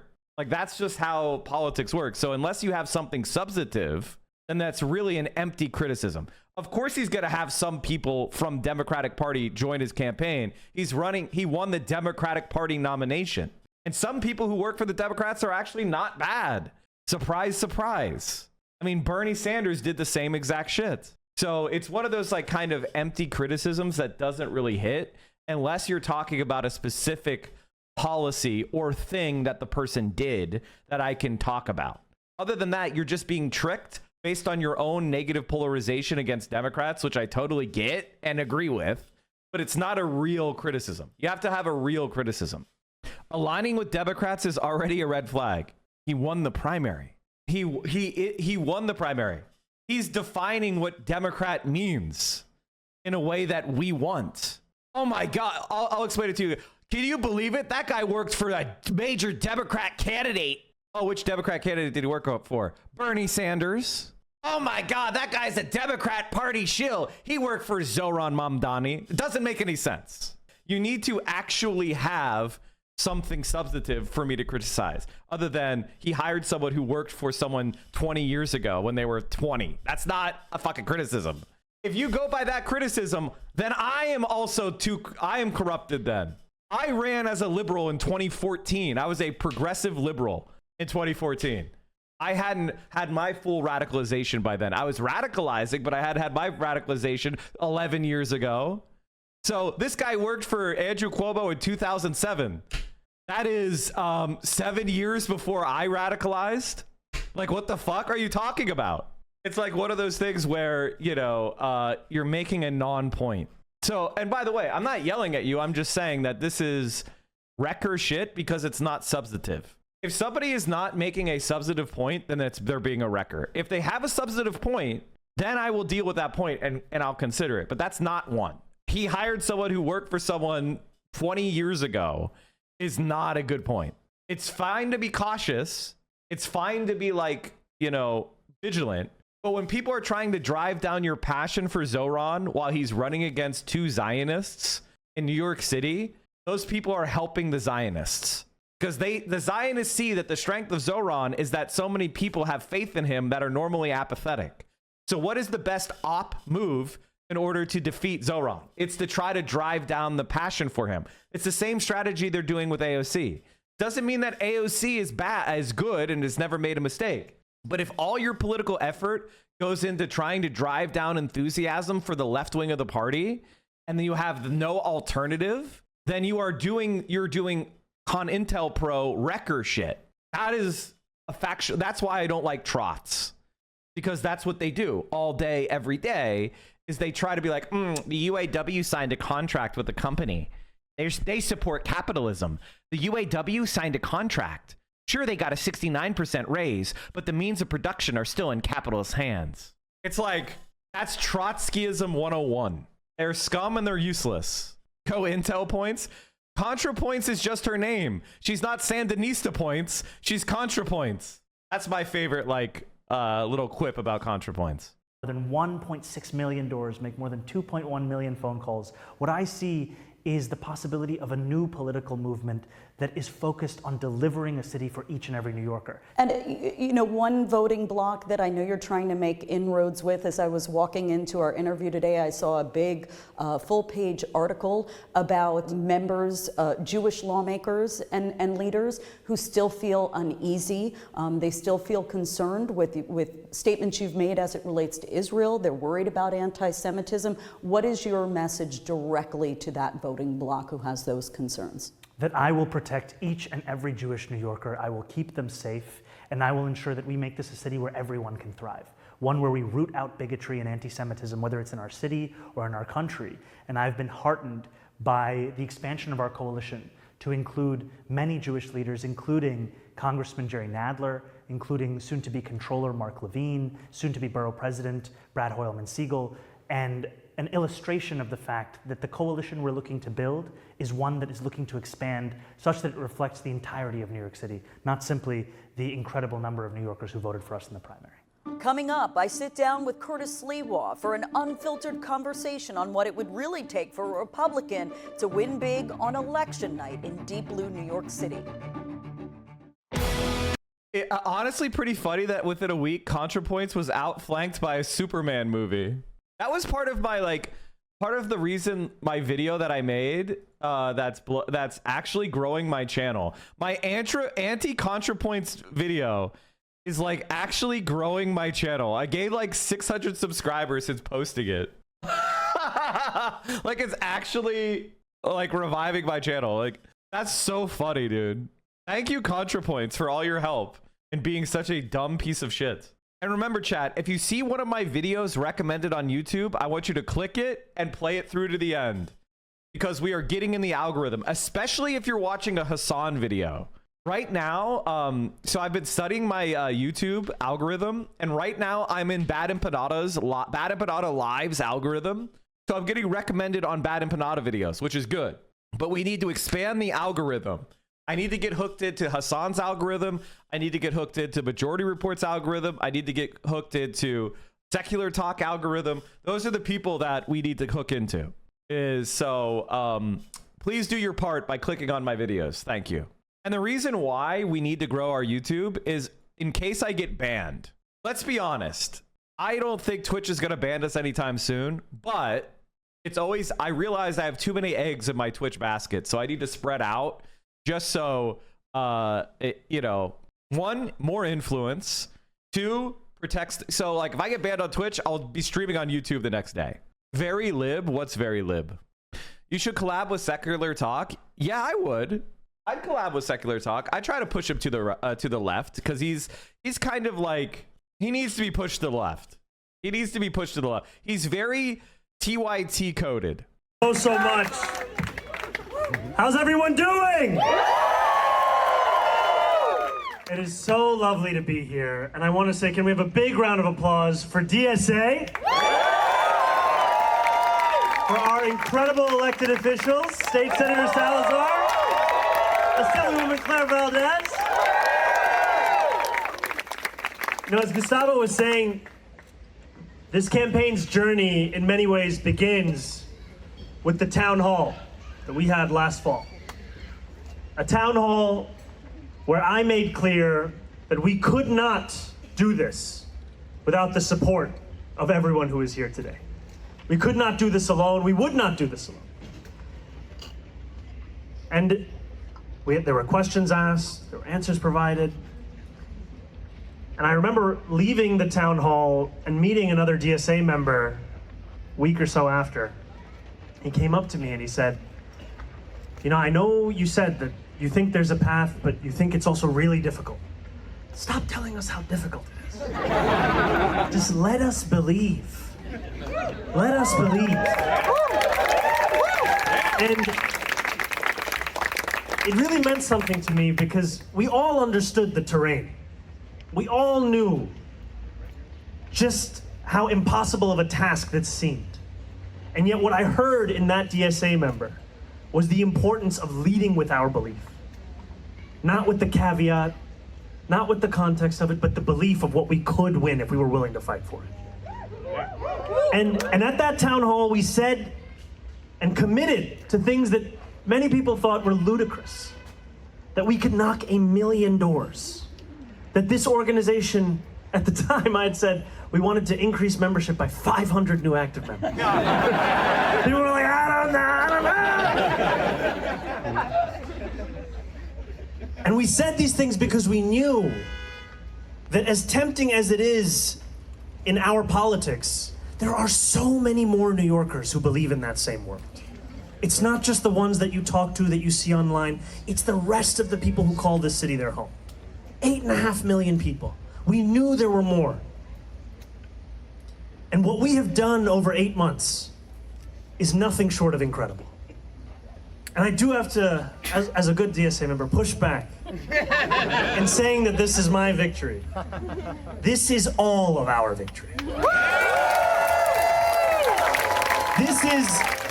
This is your victory, because when I look out on this crowd, I see people who gave me a Zoom call when I had to convince them to believe in this, who sat down for dinner with me when it seemed an idea that was too far, and who knocked on door after door after door, and knocked on those doors far before this was considered as something that was possible, who knocked on those doors in December, in January, in February, who led those same canvases, who mapped out the data, who made the entire infrastructure of this campaign possible. It is your victory. And it's important because electoral politics often simplifies any achievement as it is if it is that of the candidate. But it is actually that of the movement.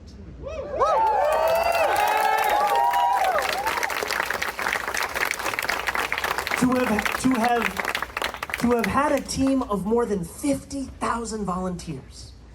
Those are more volunteers than people told us we could get in votes. It sounds like a punchline now, but let me tell you. And what those volunteers represent is the possibility of a new kind of politics. A politics where we win the world that we know we deserve. We do not wait for it.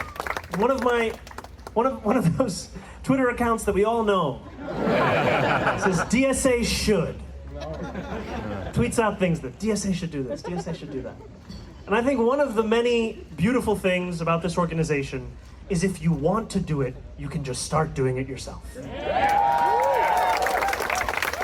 And you get the requisite buy-in and the endorsements. But it starts with you. It starts with you. And I do want to take this moment for us. By the way, chat, I want you to recognize what's happening here, and let me explain it. Maybe I need to explain it for people who are not really understanding what makes this different. This man just won the Democratic primary, and the first thing that he did is he bear hugged socialism. He went to DSA. It said it's your victory, not my victory, and he talked about how he was going to build the socialist movement more. This is not your standard Democrat politician. This is a socialist politician. You said you wanted one. You said you wanted one. You said you would get off your ass and start caring if only we had a good man or a good woman or a good MB running. And here he is. Can you imagine being a depresso doomer? Think about where we were 2 months ago, and I had you people coming in here being pathetic fucking doomers and saying, Mike, how do you do it? Mike, I'm a doomer. Remember that? Do you remember all you fucking people coming in here saying you're a doomer? Do you remember that? And here we are with the strongest possible evidence that could have existed that this is our moment. The most important election of the year. Crushing victory for the left. We swept aside billionaires. We swept aside name recognition. We swept aside the machine. And a true blue socialist won this election. This is the most significant victory by a socialist in American history if he wins this mayoral election. The only thing that compare is Bernie Sanders' Senate seat in Vermont. How dare you be a doomer? How dare you give up? How dare you sit there and cry and whine about what can and cannot be done? You have no idea what we could do. What I need from you is for you to believe again. That is the biggest impediment that we have to change in this country, is your lack of belief, because belief and hope equals energy. It equals action. Optimism of the will. When Zoran launched this campaign, it was an impossible campaign. It was a long shot campaign. And now he's crushing it. Do you think that reasonable people thought that Zoran was going to win the primary? Do you think it was a reasonable decision to launch this campaign? It was not a reasonable decision. And he won. Revolution is never reasonable until you win. And so what I would tell you is, you've made it through the dark times. You made it through 4 years of Joe Biden. You made it through the rise of the new rise of Donald Trump. And I told you it would happen. Not because I was a doomer, but because I know how to analyze the world. And I'm telling you, the same guy who told you about how dog shit Joe Biden was going to be, the same guy who picked 49 out of 50 states, was the same guy who told you Zoran is going to win. And then he won. I am right. I am not a doomer. I'm a realist.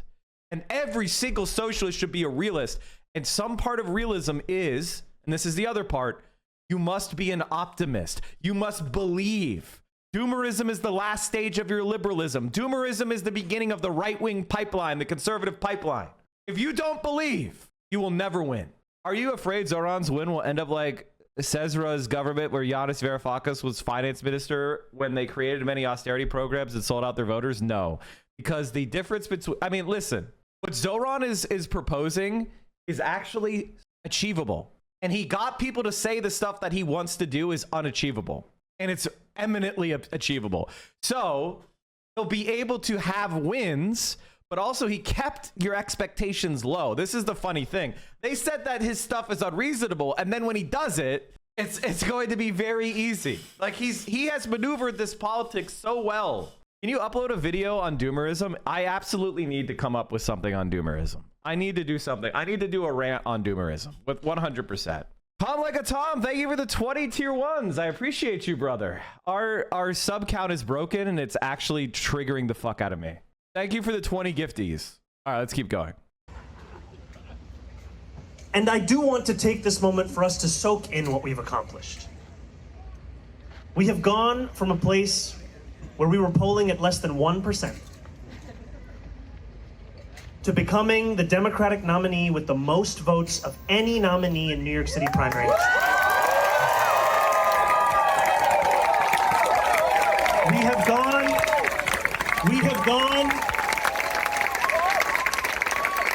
gone from being 10 points. Here's a doomerism video. Zoran is going to win, and he's going to win on the backs of Gen Z and millennials. Early voting has concluded in New York City, and we see a clear pattern. If you look at the data that's actually coming out of New York from the early vote, the under 45-year-old vote share is 46.5% of the total early votes. And much of the polling that is predicted a neck-and-neck race, a 50-50 race between Cuomo and Zoran, they have projected a 30% under 45 final poll. That shows you that right now, because Gen Z and millennials are coming into their own politically and finally seizing their power, we have a real chance to change politics in this country and in the Democratic Party, where we won't have to be doing lesser of two evils, but rather candidates who support the causes that we believe in and we actually believe want to achieve change. Now, chat, there's a lot of political commentators out there, and they have beliefs and they have thoughts. When the going gets tough, when they're actually asked to make a call, they pussyfoot, they're cowardly, they don't actually put what their beliefs are, their analysis to the test. I do. And when I do, I get it right. And not only did I get it right, because, you know, saying that Zoran could win, that could just be cope, right? That could just be irrational optimism. But I told you why he would win on the backs of Gen Z and millennials, and that's exactly what happened. I even said I don't even think it'll be close. I called it exactly right. Now, the reason why I want you to look at this situation is because thanks for the 10. I want this to be the credibility that you draw upon so you could trust what the fuck I say. What I tell you to believe, what I tell you not to doom, you're supposed to be strong. How many of you tried to doom to me? And I said, don't you dare doom. There's a clip of mine where I explain that doomerism is the last stage of your liberalism. This is good. Oh my, did Asmongold react to this video? You could tell when Asmongold reacts. Hold on. Did Asmongold? Oh, I need to just go and hide like 10 viewers, 10 comments. What the fuck? Oh yeah, that was one where we got an influx of chuds. Oh yeah, it's because, oh my God, yeah. Hate to see it, chat. It's down with just a few days. Socialism or barbarism, thanks for the 5 tier 1s. Go. To winning a race go on your with channel more and than comment on every 12%. video. Hell yeah, brother. Hell yeah, brother. That's awesome. What I love the most about Destiny and Asmongold is they literally are incapable of ever making an argument. they're just algorithm boosters for me. W engagement. And the thing is, their audiences are so weak. All that it happens is it boosts me to the people I want to get boosted to. I fucking love it. Like, I went on TikTok and I made like a couple TikToks and they blew the fuck up positively. I'm just juiced at every algorithm now. It's fucking great. And we have gone from having 3 pre-written speeches, the best of which was, things look good, but we should wait, to getting a phone call from Andrew Cuomo and realizing we have to rewrite this speech.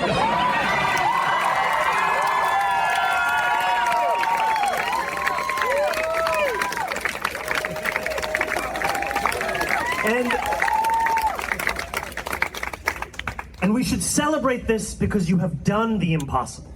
You have willed it into existence. And you have done it especially in moments where others told you to wait. And yet we also know that this fight is not done. We are going to see even more money thrown at us.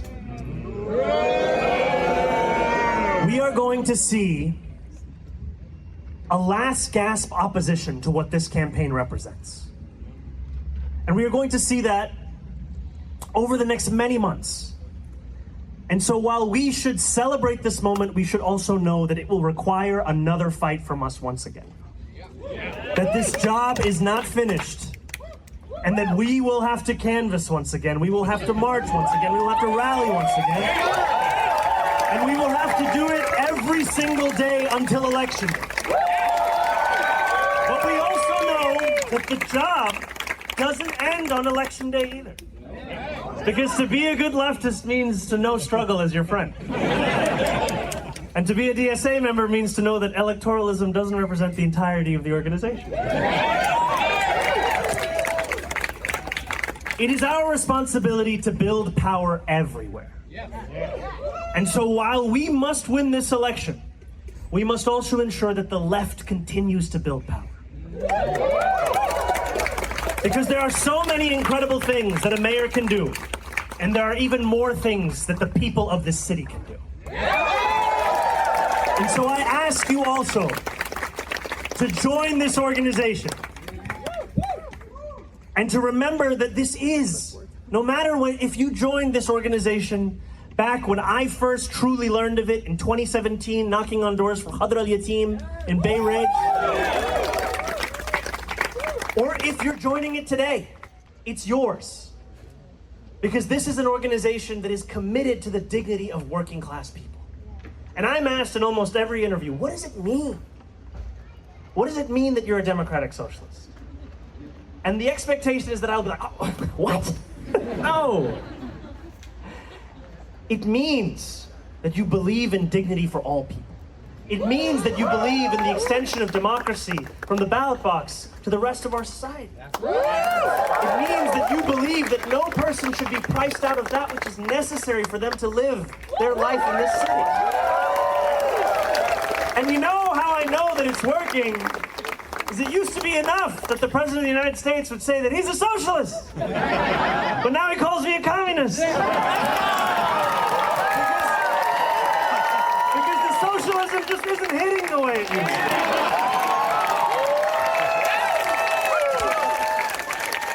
So we are, by last count, 8 members away. 8 members away.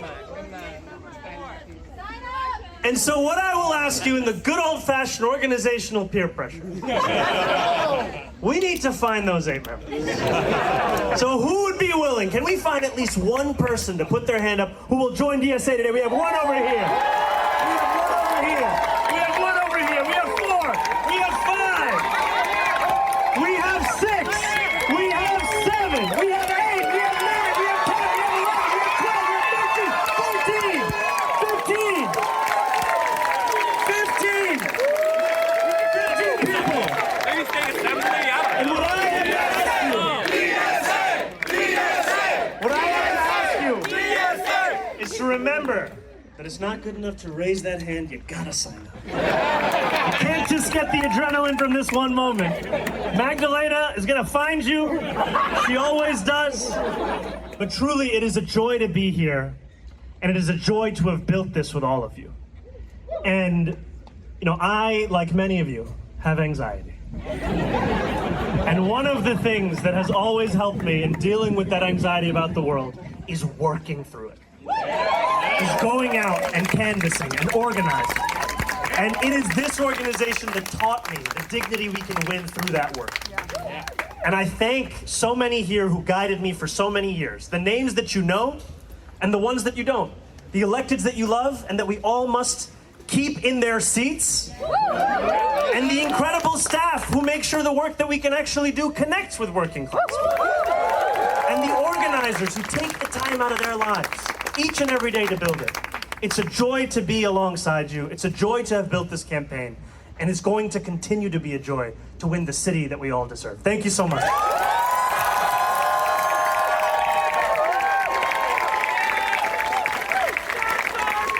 All right, let's hear it for DSA.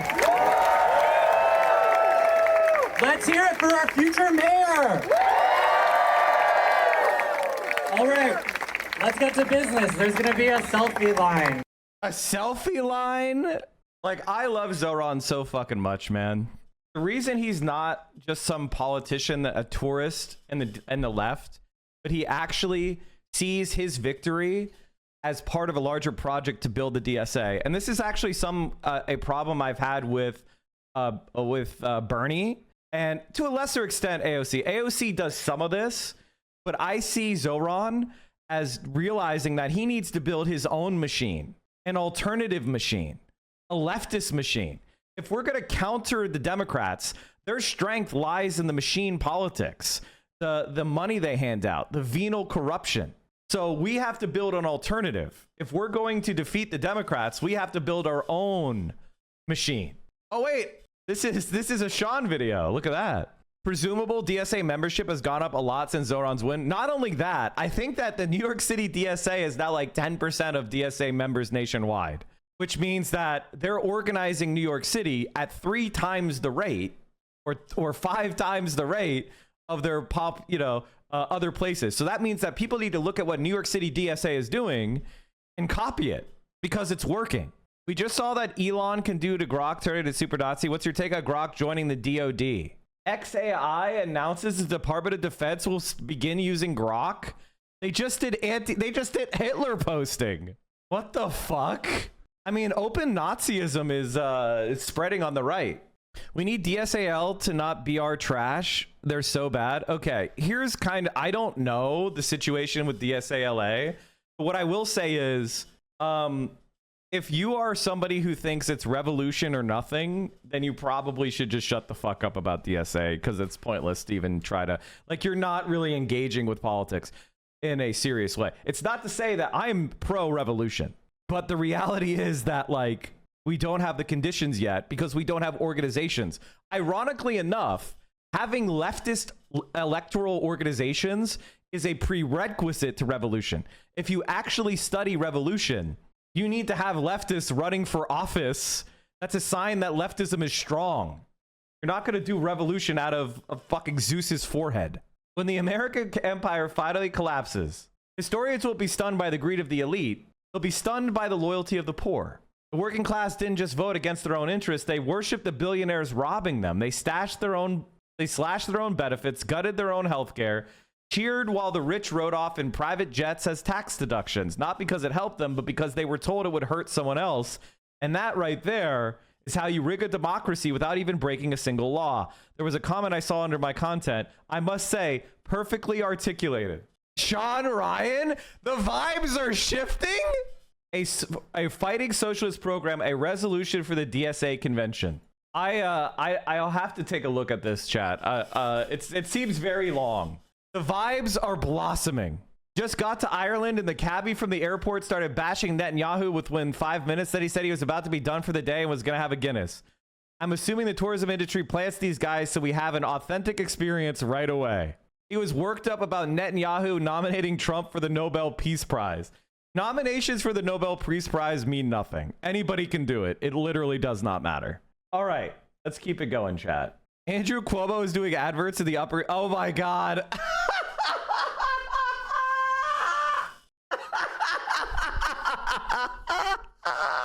Andrew Cuomo trying to present as some sort of tough guy when it's like you were the fail son of the governor who just sexually harassed every woman in Grasp. Is fucking crazy, dude. We've got him making man on the street videos with a guy in Carhartt.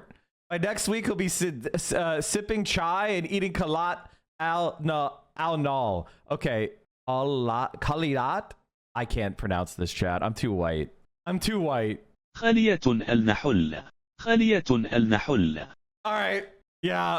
The thing I like, Neetha Rahman literally just voted to approve $5 million in LAPD overtime to pay for them to shoot protesters ahead and blow people's fingers off. I'm sure this is, yeah, you should be voting against LAPD overtime funding. That's a minimum. That's a minimum. Socialists are winning. Modelo neoliberal en México de 1982 al 2018 pues fue dictado en mucho por los organismos financieros internacionales, con la anuencia, el apoyo y la convicción de quienes gobernaban entonces, convencidos del modelo neoliberal, que en esencia era gobernar para unos cuantos y deshacerse de todo todo privatizar, privatizar y privatizar, y de paso quedarse con un cacho del pastel. Eso fue el periodo neoliberal en muy pocas palabras. Todo el modelo neoliberal. And so basically this is just Claudia Scheinbaum being incredibly based. They just started a program, chat, to support Mexican cacao farming in the Yucatan, and the government is buying the cacao directly from the farmers at a premium and then selling the 50% cacao chocolate bars for $1 a piece. So the cacao farmers are able to get a better price than they would on the market, and the government is able to produce chocolate bars that are a lot less expensive than the multinational conglomerates within Mexico. Oh, what do you know? What a surprise. Ethical chocolate. In fact, I hope she sends those chocolate bars to New York City. We'll pay $2 for them.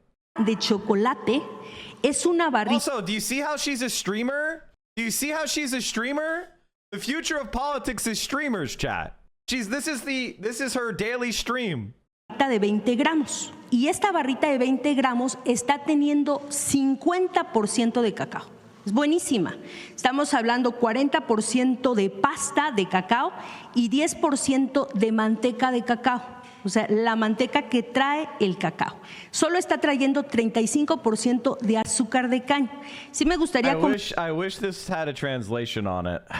Comentarles que es azúcar de caña natural. No estamos hablando de endulzantes sintéticos, no tiene edulcorantes. Esto es lo que... The thumbs down. Then like the What sign is this? Is that the sign for capitalism? No tiene edulcorantes, esto es lo que significa, pero también no le estamos poniendo saborizantes artificiales. Tiene queso vainilla, pero también natural, tiene lecitina de soya muy poca y tiene también sal. Esta barra de chocolate. Beautiful. This is actual left-wing shit. This is actual left. So we oftentimes talk about center-left versus left.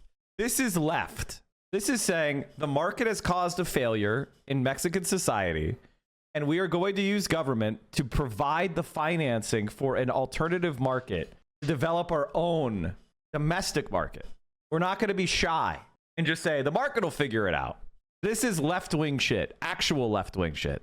She's saying it's all natural. Yeah, it's really, really awesome. And that's what Mexico is copying in many ways part of the Chinese model. And part of the Chinese model is we're rational, we're intelligent, we can figure out things, and we can invest in them for long-term profit, not just short-term profit. We don't have to make an investment that makes money instantly. We can plan and we could develop things with a longer time scale. We could use the government to do that, and then in the future we'll be extremely much more profitable and productive. And that's what they did in China. And that's why they're kicking our ass, because we can't do that anymore. We're not able to make those long-term plans. It'll be a 20-gram, 50% cacao chocolate bar with 35% cane sugar with no additives. There's a powdered chocolate and a table chocolate. Mexican state does have experience distributing publicly produced perishable goods. The state company Licnosca has operated for decades, delivering fortified milk products at deeply subsidized prices to lower income and vulnerable members of society. Government has produced large quantities of corn, beans, and honey and coffee from small and collective producers, which will be incorporated into other products available at public grocery stores of Tiendas Buenestar. I can't pronounce this, guys. I'm so sorry. I don't know any Spanish. This is my Pennsylvania mic, failure. I'm sorry, chat. I studied German. I know it's sus, but it's true. It's very true. Super ISSSTE. Because the part of Pennsylvania I was in, people speak German. It's dying out, and it is what it is. It's very funny. Here, I'll show you. I've talked about this before, but if you don't know, there's something called Pennsylvania German. Doug speaks Pennsylvania Dutch, which is a German dialect that's spoken by over 300,000 people here in the US and Canada. And today he's testing me to see if I, as a speaker of regular standard German, can understand him.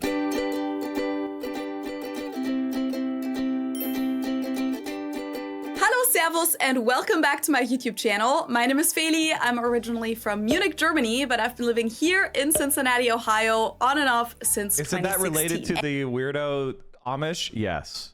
And in Ohio, there are about 50,000 people that natively speak a language called Pennsylvania Dutch. The Pennsylvania Dutch people came to the US from Europe in the 16 and 1700s to escape religious persecution, and they brought their local dialects with them and maintained the language to this day. The main influences of Pennsylvania Dutch come from the German Palatinate region, but also from the Rhineland, Hesse, Baden-Württemberg, and there's even some influence from Swiss German. It's the language that the Amish and the Mennonites speak, for example, but they're not the only ones. Last year, I made a video where I reacted to a few videos of people speaking Pennsylvania Dutch, and one of those people— There used to be secular, like normal Pennsylvania Dutch speakers, but they got mostly forcibly assimilated during World War I. There used to be a lot more German speaking in America in general, but in World War I, America had like a kind of proto-fascist period where like they like went around and like banned people from speaking German and like, you know, destroyed their like newspapers and shit. It was like a forcible assimilation that happened. And then, you know, World War II kind of put the nail in the coffin of that. I mean, Texas had a lot of German speakers as well. There's actually a lot of German descent people. Yes, Germany.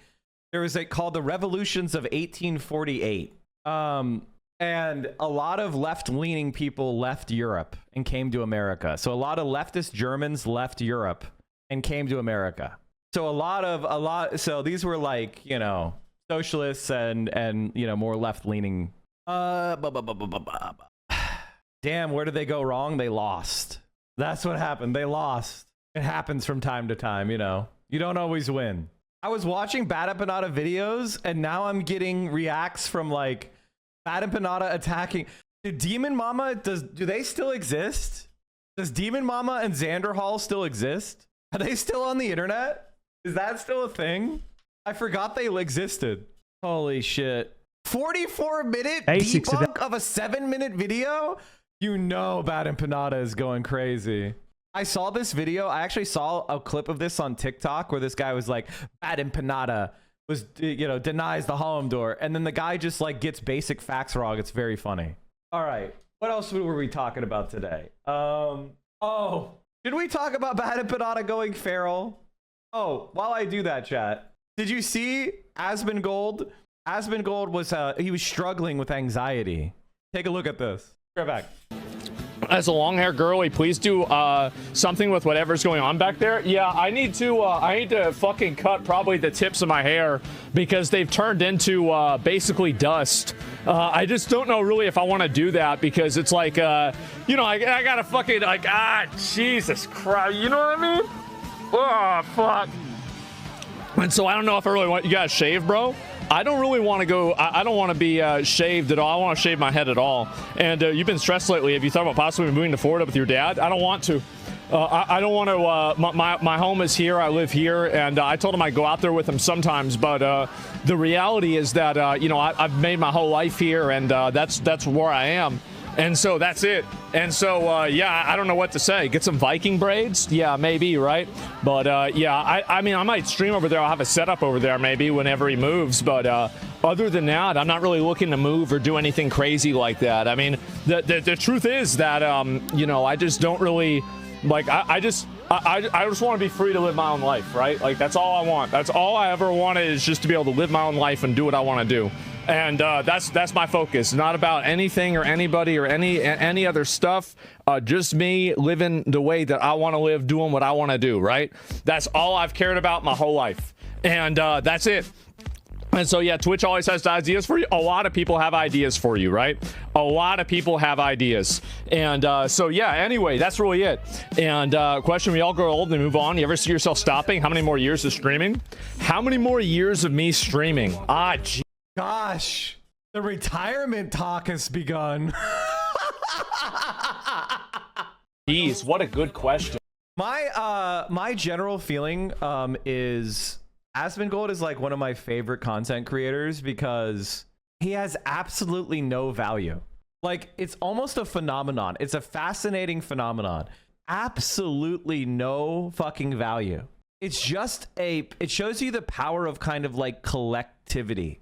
Ironically, it's like everybody who's kind of dumb and right wing goes and hangs out with this guy. And I love the fact that he lives alone in the Roach Motel. That is fucking great. I fucking love it, man. Well, this is something that happens primarily to women. Like, obviously, things like this happen to men and women, but this is definitely something where it's like 95, 98% of like this type of dynamic is experienced by women. Men age better.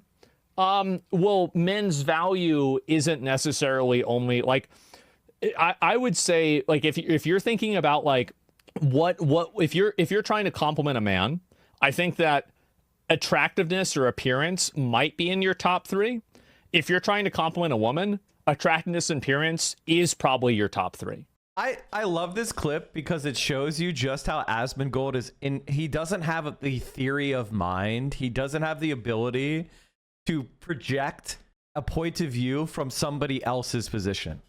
He's like, nobody would ever compliment him about his looks.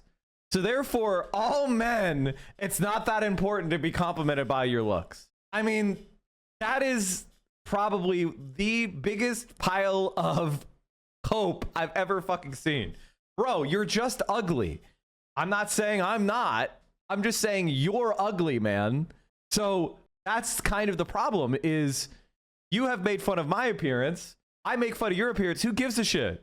It's two people with broken glass houses, okay? But the idea that no men would ever get complimented on their looks is crazy. That's fucking crazy. Or that it wouldn't be in the top 3. It absolutely is in the top 3. Barack Obama was president of the United States. He graduated from Harvard Law School. He was on the Harvard Law Review. He was a professor. He's incredibly intelligent, academically gifted guy. He's president of the United States, the most powerful position in the entire fucking planet. And do you know what people compliment about Barack Obama? His looks and charisma. Top of the heap intellectually, top of the heap politically, but he was consistently complimented about his looks. Looks are very important for men. Now, no one's ever going to compliment you on your looks, but you're fucking delusional. And women, like, goddamn, dude, like, you are a pathetic fucking loser, dude. Like, legitimately, you are. I don't care what success you find on Twitch. You are just the worst. That's just how it is. So that's the difference. Like, yeah, I mean, you just did a big save. Did I? I don't even know what I said. But anyway, yeah, biological value to create human offspring. Exactly. Like that's a lot of women's, like women have like an intrinsic innate value because they can have kids. And so whenever they're older and they're not able to have kids or for whatever reason, that's not really as viable, then their biological value goes down in the eyes of a lot of guys. That's it. Yeah, beauty is their whole selling point. Yeah, exactly, right? So you're interested in women sexually to reproduce? Does Asmongold want kids? Has Asmongold ever talked about wanting kids? Like, I would love to hear, does Asmongold want kids? The only thing that's reproducing at Asmongold's house is the roaches and the rats. So it's very interesting that he is evaluating women based on their reproductive biology. Like, what do you think this is? Slave master mentality. And the mold. Yeah, the mold is reproducing well as well. This is like one of those things that you see in conservative thought where they try to make some sort of very rough biological analogy. But we have technology now, and most of us use birth control. We don't just have sex like animals based on our reproductive urge. And then if we get pregnant, we just go, okay, I guess we're pregnant now. And then we shit out 10 kids. That's just not what people do. Even conservatives don't do that now. We live in a modern society with birth control. And people make the decision to have children when they feel like they can financially support it, or they're so irresponsible that they get pregnant and then they never have an abortion and they don't use birth control and then they have children they cannot afford. Those are the people that are having children right now. People who actively decide to have children and people who are so irresponsible that they don't control their reproduction and they just have kids. That's the people that are having kids right now. If you want more responsible people to have children, then you need to make it cheaper to have kids. You need to have society be more supportive of people having children. That means paid family and medical leave. That means free childcare. That means child tax credits to help pay the cost. That means free health care. Finances are a major reason that people don't have kids. We need social and public housing where people will have secure tenancies, or they have their own home, whether it is in a no equity communal way in a co-op, or own their own home personally. If you want people to have more children, you need to raise the pay of workers by raising the minimum wage so that people can save money and proceed in their career more swiftly. We need to unionize so that more jobs or have high quality benefits. You want more children. To get more responsible people to have children, you need to make it cheaper and easier in society to have children. Like, it's not that complicated. And also, women, you know, listen, yes, sexuality comes from the reproductive urge, but we're human beings, and we have changed that urge into a pleasure urge thousands of years ago. The Romans figured out birth control. They had a flower that they would eat. So we have evolved beyond this, where reproduction and sexuality have been bifurcated. Can they be related? Yes, absolutely. The biological connection is still there. Many people, like yourself, you're jerking off to anime titties all day. That's the reproductive urge. You're not just having missionary sex for reproduction. You're jerking off to anime titties. It's your main thing, is jerking off to anime titties. To visuals. Okay. They're selling porn. Jesus Christ. It's like one of those things where when you have nothing to offer, you talk like he does. I don't date someone just because of their looks. That would be fucking crazy. It's also the personality, how well you get on, an alignment of your values. You know, like that is what makes an actual relationship. Looks is like, that's just the beginning of whether you're attracted to the person. But to have a relationship with someone and a family with someone, you have to line up a whole much more than looks. The fact that he's just talking about looks tells me that his audience never gets in relationships, like ever, where you're just observing women from afar, where you don't even have conversations with them, where you don't learn anything about them. You're just looking at them and desiring them. But because you never have relationships with women, you just look at their looks as the only thing that attracts you to a person. And it's like, that's like stage 0. That's not even step 1. His audience is so fucking cooked. His audience is so fucking cooked. It's crazy how cooked they are. Like, I sometimes think about this because as somebody who has always been really successful in dating myself, I know that a lot of right-wingers get really mad when I say stuff like that because it just happens to be true. I also don't want to like validate them by even proving it, because why? Why the fuck would I care? However, there's a huge hole on the left in dealing with things like dating advice for men. Like, we need actual dating advice for men, and not like hippy dippy dating advice, actual dating advice that's honest. Like, if you're smelly like Asmongold, women are going to hate you. Like, you actually have to take care of yourself, and you actually have to try to present better.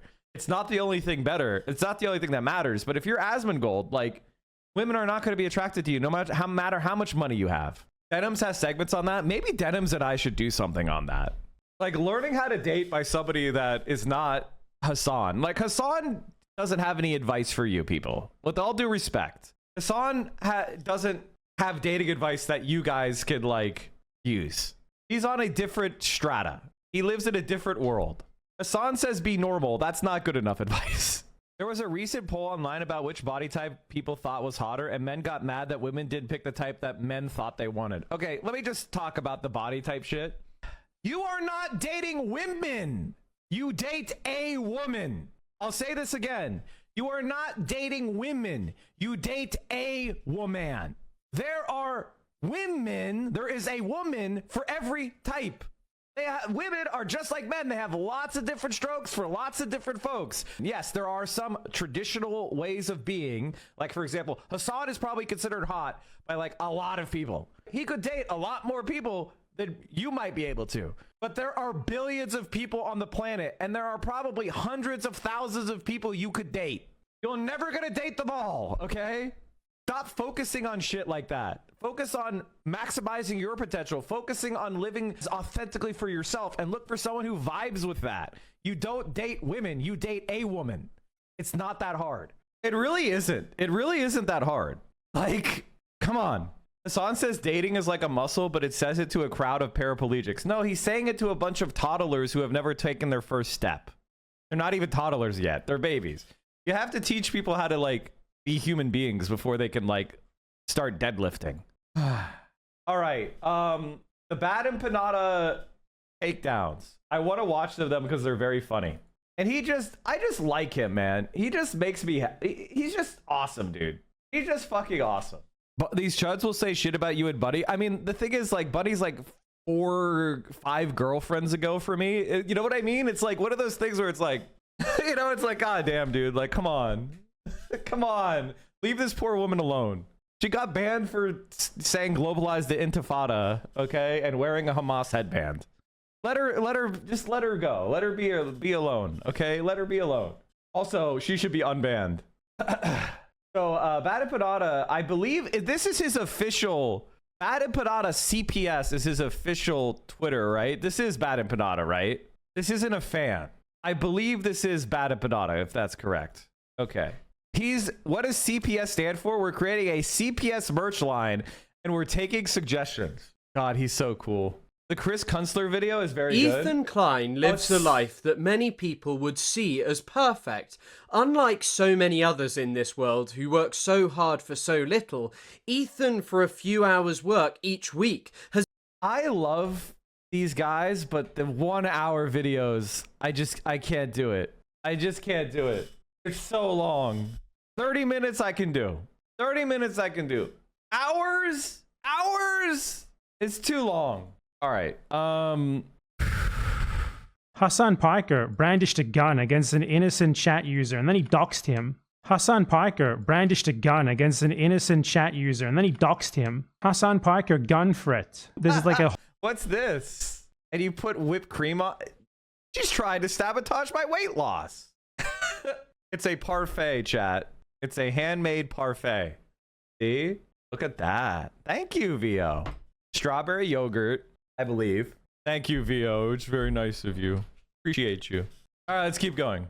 Whole cottage industry of people who are just obsessed with Hasan Piker, basically do nothing but make videos about him, and when they try something aside from making videos about him, they get no views whatsoever. Like, there used to be those memes about, like, China about to collapse YouTube channels.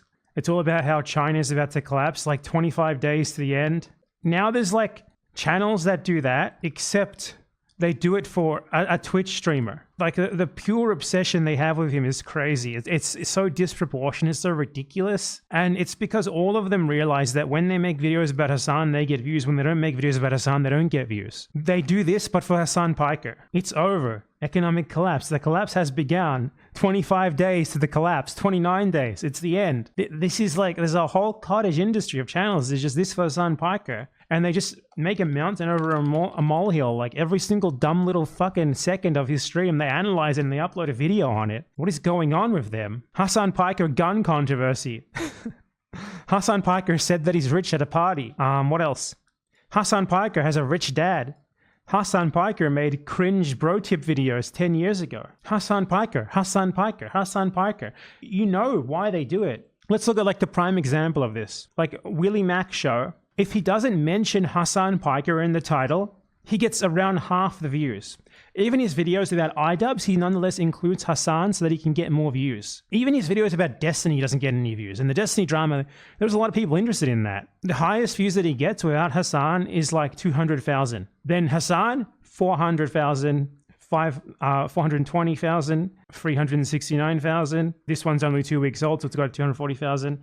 So it's like, when he tries to make a video about another topic, no one cares. And there's even worse channels. Like, there was one, it was like, it just uploads a video called, like, Hasan Piker is finished every 2 days. Oh no, there's multiple channels that do this. So it's hard for me to find the one that I'm thinking of, actually. Hasan Piker is finished. This is the one that I was thinking of. This channel does nothing but make videos about Hasan Piker and people connected to Hasan Piker. Life ruin. He's done. It's done. Finally over. He's done. Finally done. It's over. Please help. She's done. And all the people who are not Hasan, who they talk about, it's always like someone linked to Hasan. Wait, there's a Mr. Beast video. Okay, that one's technically not Hasan. CoffeeZilla, Hasan Piker. This is crazy. Like, let's count. I want to count what percentage of his videos are Hasan related. This one's Hasan related. Hasan, 4, 5, 6, 7, 8, 9, 10, 11, 12, 13, 14, 15, 16, 17, 18, 19, 20. So let's do those draws. Out of these videos, 4 of them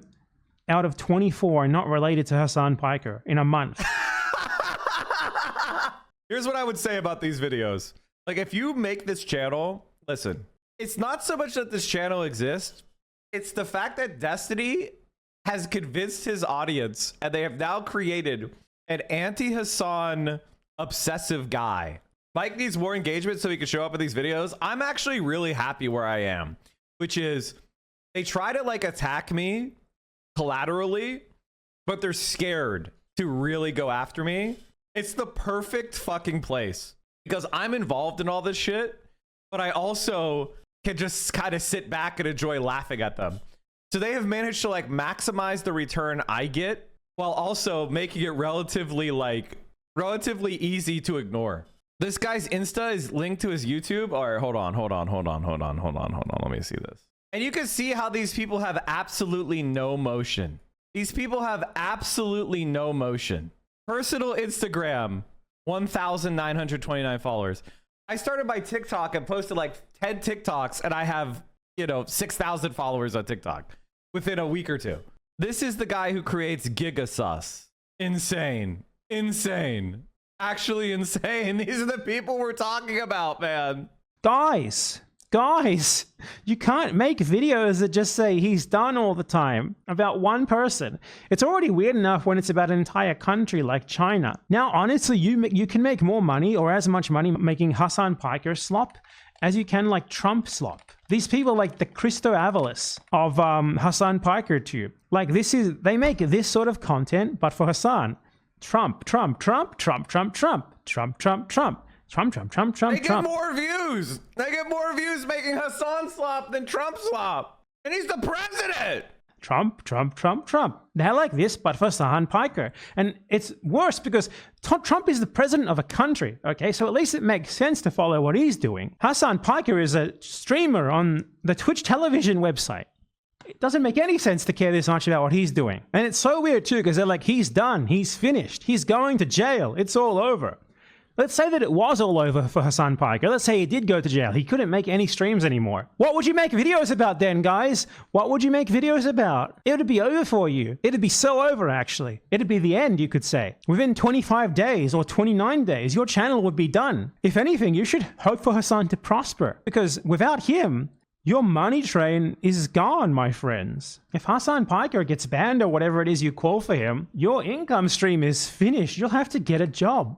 You have to start making the burger. I want a large fries of that is what I'll say to you, and you'll give me them obediently. And if I see any spit in those fries, you're meek little bitches. You wouldn't dare do anything like that. Never mind. There's just so many people whose entire life is based around Hasan Piker, not even the creators. Like, there's at least hundreds, if not thousands of people who are like... That's what it is. That's what gets me. Like, I understand making videos to make money. I mean, making 500,000 view video is a lot of money. Okay, that's like a real amount of money. That's not a joke. We're talking about like, what do we assume? Like, let's assume $8 CPM. Is that a good number? Or maybe that's too much. $7 per thousand. So 500,000 divided by 1,000. So 500 times what? What do you think they're gonna get? $6-7 per thousand? Let's say 10. We're talking about $5 grand from that video. Is that one video? And that's assuming a low CPM. Like, these guys are making real money off this shit. Actual real money. Fans of these creators or just fans of hating Hasan, whichever one it is. And they also spend all of their time just shitting on Hasan. They spend all day like posting on him on social media, posting about him on social media, posting about people who are associated with him or their viewers associated with him. And they only hate those people. They don't know anything about those people or care about them. They just hate them because they see them as being linked to Hasan. It all stems from Hasan Piker. These people, they wake up and they think about Hasan. Their only hobby is Hasan Piker. Their only interest is Hasan Piker. There's nothing about them aside from that. They go to work, they slave away for the capitalists, and they get home. The little bit of free time that they get, they spend it thinking about Hasan Piker. This is no way to live, my friends. Guys, I'm giving you genuine advice. Stop. This can't be enjoyable for you. This can't be a good life. This can't be fun. Like, I make money from YouTube drama and I don't like doing it. It makes me feel like shit, like I'm fucking worthless and I'm making garbage. You guys don't get paid for it. And you just tweet about these people, post about them everywhere, endlessly. So I can't imagine how bad it would make you feel, at least if you had an ounce of shame. Please think about your life. Think about what you're doing. Change course. It can't be fun. It can't be fulfilling. Just waking up and your first thought is Twitch streamer Hasan Piker and how much you hate him and how much you want to post on like the latest Dan Saltman anti-Hasan Piker like beat up story. Whatever it may be on that day. There's always like 20 different ones. It's hard to keep track. Please, I'm begging you. You can still be saved. All you have to do is do literally anything else but that. Get an interest that is anything else but that. I believe in you. I'm rooting for you guys. I believe that you have potential to be literally anything but that, which is a very low bar to cross. Personally, I believe that all human beings have in them the potential to not be like psychosexually obsessed with a random Twitch streamer. So surely you guys can do it. I have faith in you. I'm rooting for you. Keep it up. Well, I mean, don't keep it up because you haven't started yet, but get started and then keep it up. It's like weight loss. It's like getting off an addiction. You guys can do it. Check yourself into rehab if you need to. I'm 100% serious, guys. Your life will be better the second you stop thinking about Hasan Piker. I promise. I am looking at this channel and like, this is one of those things where this is a child whose brain has been raised by the algorithm. He got to start making like Roblox memes 4 years ago, and then he made a random video about Jake Paul. When is the point where he shifted? Let's find this when this child shifted. Here's his, you know, him doing a lot of Among Us content and Minecraft. He made Your Dog Does What? So he made a bestiality video, which is his first video that took off. And then he started talking about content creators. Bella Delphine. It slowly starts to turn into drama slop. He starts to just use like, he starts posting about all these different, he starts posting about creators now, right? He has some random just like meme slop. Doesn't really cook. Gen Z female gets triggered. Gen Z quizzes are really cringe. Like, this is watching an actual child, an actual incel child. The result of being raised by the internet is to become an incel. He goes from like, this is very uncomfortable watching this guy go through puberty, and he has these videos up. This is like fucking weird, man. It's very uncomfortable. And then he starts talking about, okay, he puts himself on the screen for a while, making the same fucking gesture in every thumbnail. Okay. Imagine getting catfished in 2022.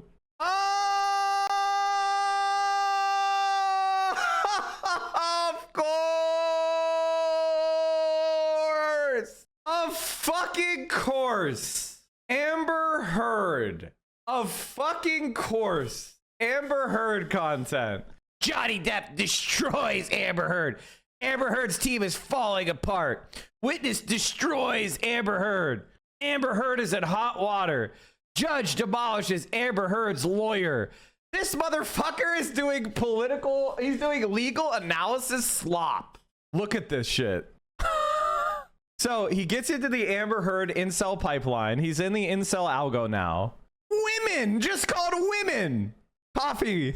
I want to hear about his Johnny Depp's lawyer demolishes video. Hold on. The Amber Heard cross-examination has begun, baby. This is the moment we've all been waiting for, okay? Amber is getting destroyed from every single angle. This is incredible. Roasted to a light medium brown, okay? We're loving it. Take a look at some of these awesome clips. Okay, so basically what happened is that when Amber Heard and Johnny Depp were getting a divorce, right? Amber Heard asked for $7 million, and you're wondering why. And apparently her reason was that she was going to donate $3.5 million to one charity and $3.5 million to another charity. Now, what actually happened is she donated zero. All right, she donated nothing to no charities. Okay, because she's Amber Heard. Basically, she's saying that, hey, Johnny Depp sued me, so now I kind of need the money. But she doesn't understand when you make a pledge to a charity, you can't really take it back, or it makes you look like a scumbag. And Johnny Depp's lawyer is like, hey, you took it back, and you're a scumbag. I split it between the ACLU and the Children's Hospital of Los Angeles, end quote. Right? That's correct. I made that statement as soon as I got a divorce and we reached the settlement. That's when I pledged it, right then. I love how she doesn't even look at the lawyer. She only talks at the jury. That's just an Amber move right there. And you say this because you, quote, wanted nothing, end quote. That is correct. But you hadn't donated your entire $7 million settlement to charity at that point, had you? That's incorrect. Okay, so that is correct. She once again is just basically lying here. This is what like the incel pipeline content is. This guy made Roblox videos and then he jumped into the algorithm with Amber Heard. That's it. That's literally, he became a right winger because the YouTube algorithm was promoting Amber Heard content to incels. That's literally his origin story. He went from making meme content and Roblox content to the right wing pipeline. Let's get back. That's what it was. It was literally Amber Heard. Do you know who else that happened to? Asmongold. Asmongold tried to be Mr. Apolitical, but he jumped on the Amber Heard pipeline as well. That's actually one of the way. I mean, the Amber Heard incel Johnny Depp pipeline. Pokimane is actually dumb. You laugh, you go to hell. #1. I mean, like, this is what happens when you have iPad kids that are unsupervised.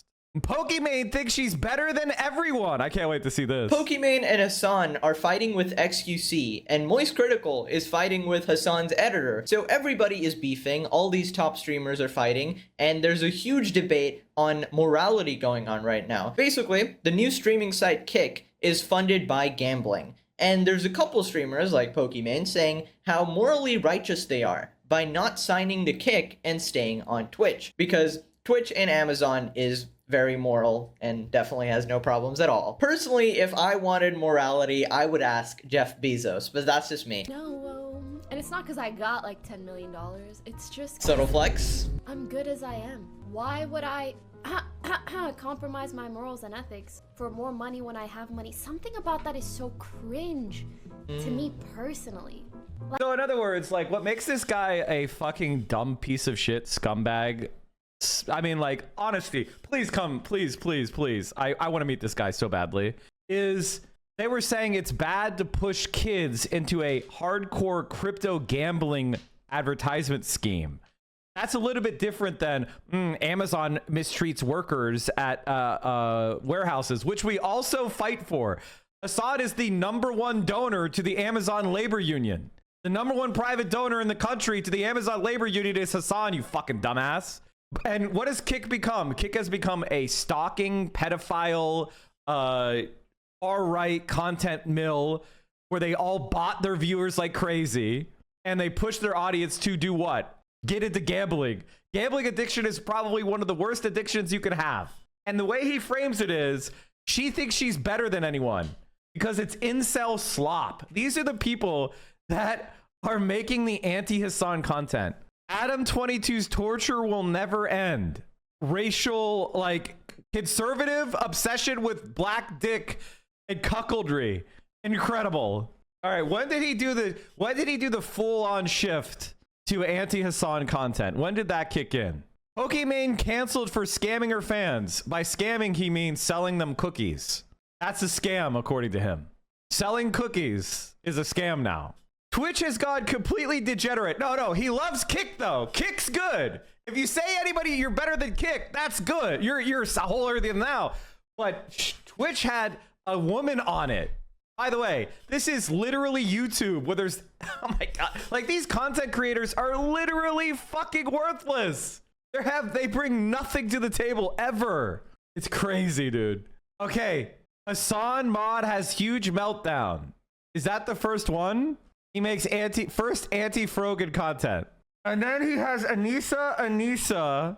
He tried to do, this is a Destiny Orbiter who got banned for having underage girls on his stream. iDubbbz. I don't know who I'm Alex is. Oh, Anti-Noah, the biggest liar in YouTube, got exposed. Dr. Disrespect is cooked. Notice that his audience doesn't care about pedophilia. His audience doesn't care about, like, criminal pedophilia. Right? That gets you 100,000 views. PewDiePie is being attacked. Mr. Beast just destroyed his career. 7.6 million views. Finally over. It's done. The end. Finally done. He's over. Though it got worse. I'm going to go ahead and tell you that Mr. Beast's career is not done. He is done. Finally sued. The finale. And then he just does KSI. KSI, he's done. Finally over. He's over. Finally finished. It's over. He's done. Finally sued. It's over. Finally done. It's done. It got worse. Finally over. Finally finished. He got caught. It's done. He's over. Finally caught. So he figured out what this is, the slop. Pure slop content. This is just somebody who literally believes in nothing. He's chasing this, like, he gets one thing that works and he just copies it 10 fucking times. Huge clown. He's done. He is done. He's done. She's done. How many times can you say he's done?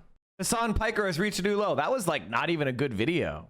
It's over. He's over. He's broke. 15 years prison. Please forgive me. 10 years. It's over. 20 years. People are mad at Dr. Mike for being right and saying vaccines work. What? Like, this guy is fucking worthless, dude. Pathetic streamer finally gets what she deserves. This is literally just harassment content now. They lied. The H3 situation got worse. New scam. It's done. There's his old faithful Pokemon. It's over. It's over. Finally done. It's over. It's over. It's over. How many videos is that? 5 videos with "it's over" in the thumbnail? Pathetic Twitch streamer is losing everything with Hasan. 50,000 subscribers last month. I think his highest ever. That's his views. Bro. 37 million views over the last 30 days. 37 million views. I would guess he's probably making like well over $250,000 just from his YouTube clips a month. Everyone hates me. Life ruined. Life ruined. There's apparently a clip of me. I didn't even notice.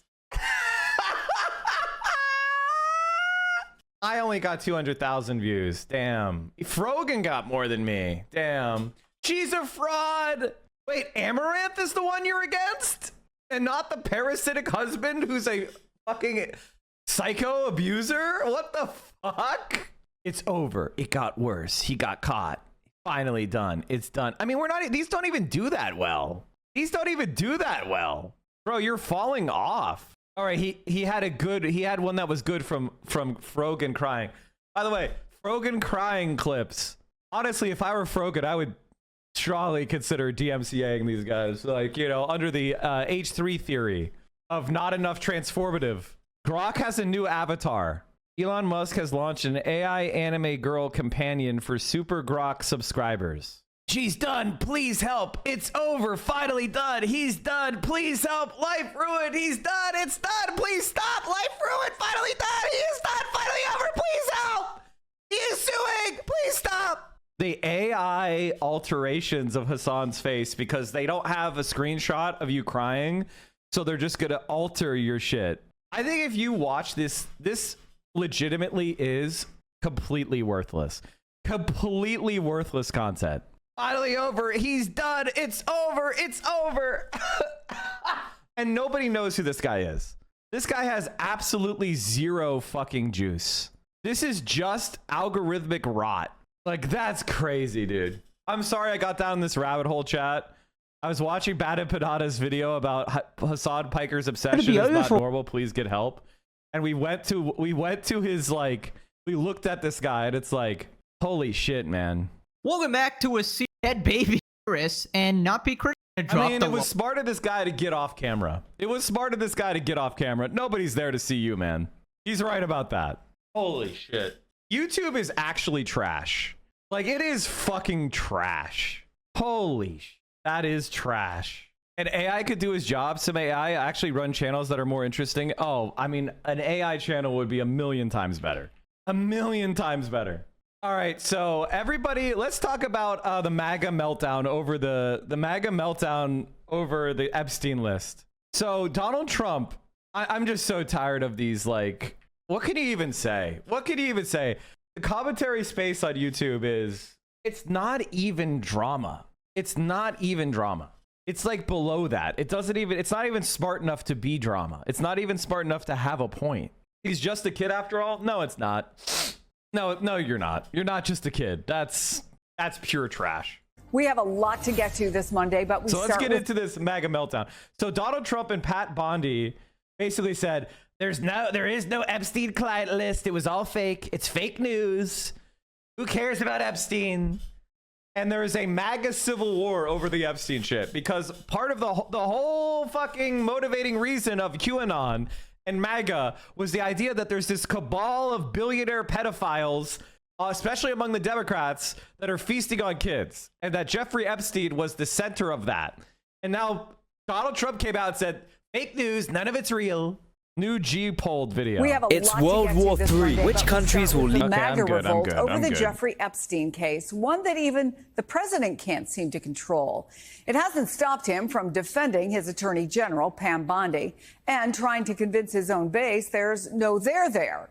At one point, chastising them for wasting time and energy on something, quote, nobody cares about. But judging by the reaction at a weekend gathering of young conservatives, that is absolutely not the case. Make some noise if you care about the Jeffrey Epstein scandal. Raise your hand if it matters a lot to you. Raise your hand. So every hand of 7,000 people. Everybody cares. A lot. I said a lot. Every hand. How many of you are not satisfied with the results of the investigation?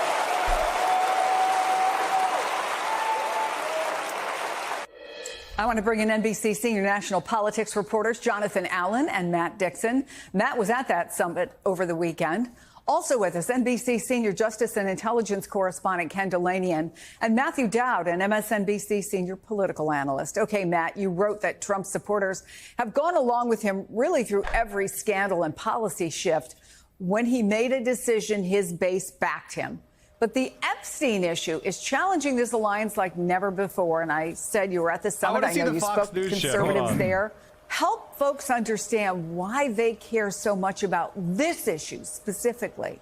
Well, it's an issue that Trump and Republicans who support him have talked about for a very long time. Epstein was a campaign trail issue. He built a lot of intensity around this particular issue. And even more recently, even after 2024, where it came up, Attorney General Bondi saying that she had the files, a client list on her desk. Thank you, Matt. For more now, I'm going to bring her Steve Hilton. Evidence review with social media influencers. So that really builds a lot of trust and a lot of intensity with his political base on this issue. And the underlying allegations are so stunning and stark that people really feel it in their gut. So when functionally this weekend in Tampa, the rug was kind of pulled out from underneath them, a lot of people were left both kind of angry and confused. There's concerns about transparency and the direction Trump is going. And you had said it earlier in the open, usually in these moments, Trump has a good ability to bring his base back in. Certainly in Tampa, it felt like it's going to be harder to do that with this one. The intensity was palpable and people were quite angry. Wow. So, Matthew, Tucker Carlson, Megyn Kelly, and then the far-right podcaster, Benny Johnson, all tried to just lay out why this is such a big deal for the base. And Johnson started off by specifically responding to Trump's claim that Democrats are to blame for the Epstein files. By admitting that the Epstein files are real and have been written and that you've read them and you don't like their contents and they were written by your enemies, doesn't make the most compelling case as far as I'm concerned. Holy moly. The guy was some weird sex freak who was abusing girls. We knew that. But the fact that the U.S. government, the one that I voted for, refused to take my question seriously and instead said, case closed, shut up, conspiracy theorist, was too much for me. And I don't think the rest of us should be satisfied with that. It's about transparency. I think Tucker Carlson is going to take over MAGA. I think Tucker Carlson is the MAGA heir. I think it's going to. I predicted this a while ago, but I think it's Tucker, and he's going to use this as a way of attracting loyalty of the MAGA base. And he's honestly more in touch than most Democrat politicians. That's what scares me. Is he's actually intelligent compared to Trump. I think Tucker Carlson is far more risky.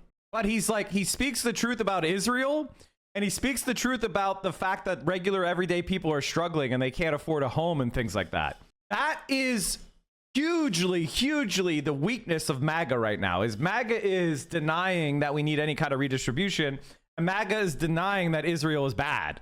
Whereas the American people are all over here who completely disagreeing. And Tucker's the only one who seems to like get it on the right, which is very concerning because he is a fascist. One of the main reasons that we voted Trump in was because we wanted real answers on real stories, and we didn't. I 100% think it's going to be Tucker Carlson versus AOC. That's my baseline prediction. That's my baseline prediction. I feel like that's the way the country is headed. You can clip this, see if I'm right, but I think that's going to be it. And if you want to ride this wild, okay.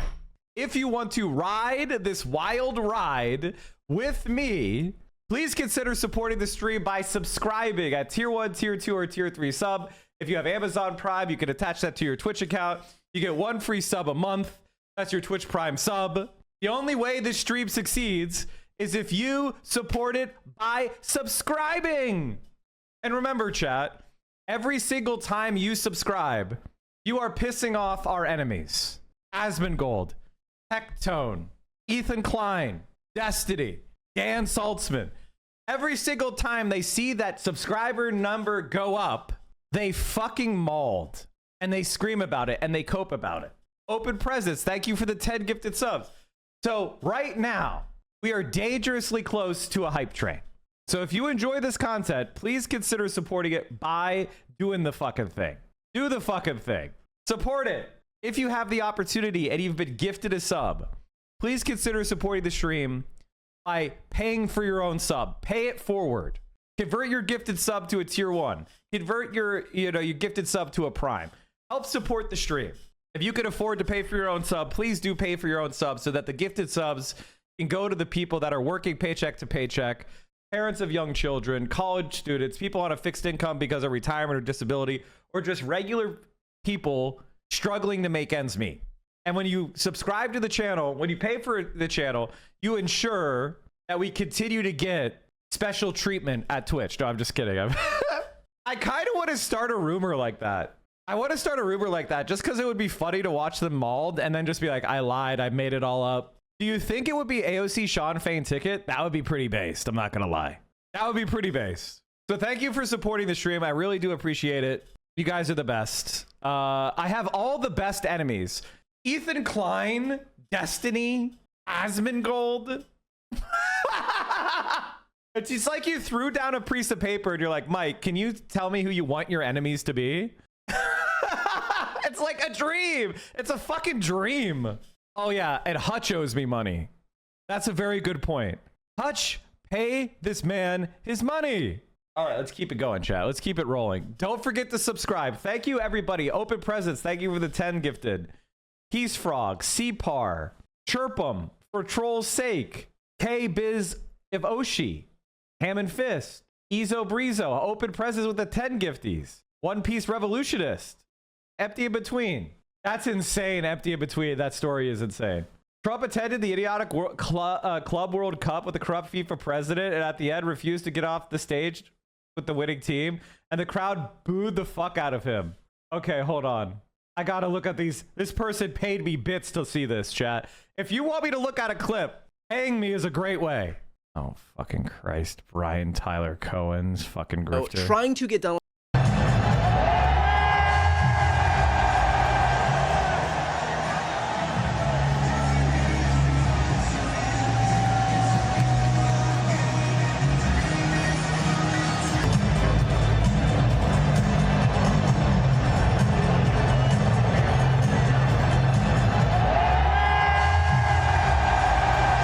And you can see Cole Palmer ask, what's he doing?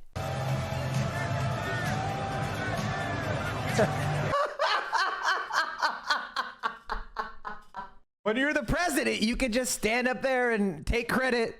You can stand with the champions. You can just go up there and do what you want. Jesus fucking Christ. Is there anyone dumber than Donald Trump? Like, legitimately. He is such a dumb piece of shit.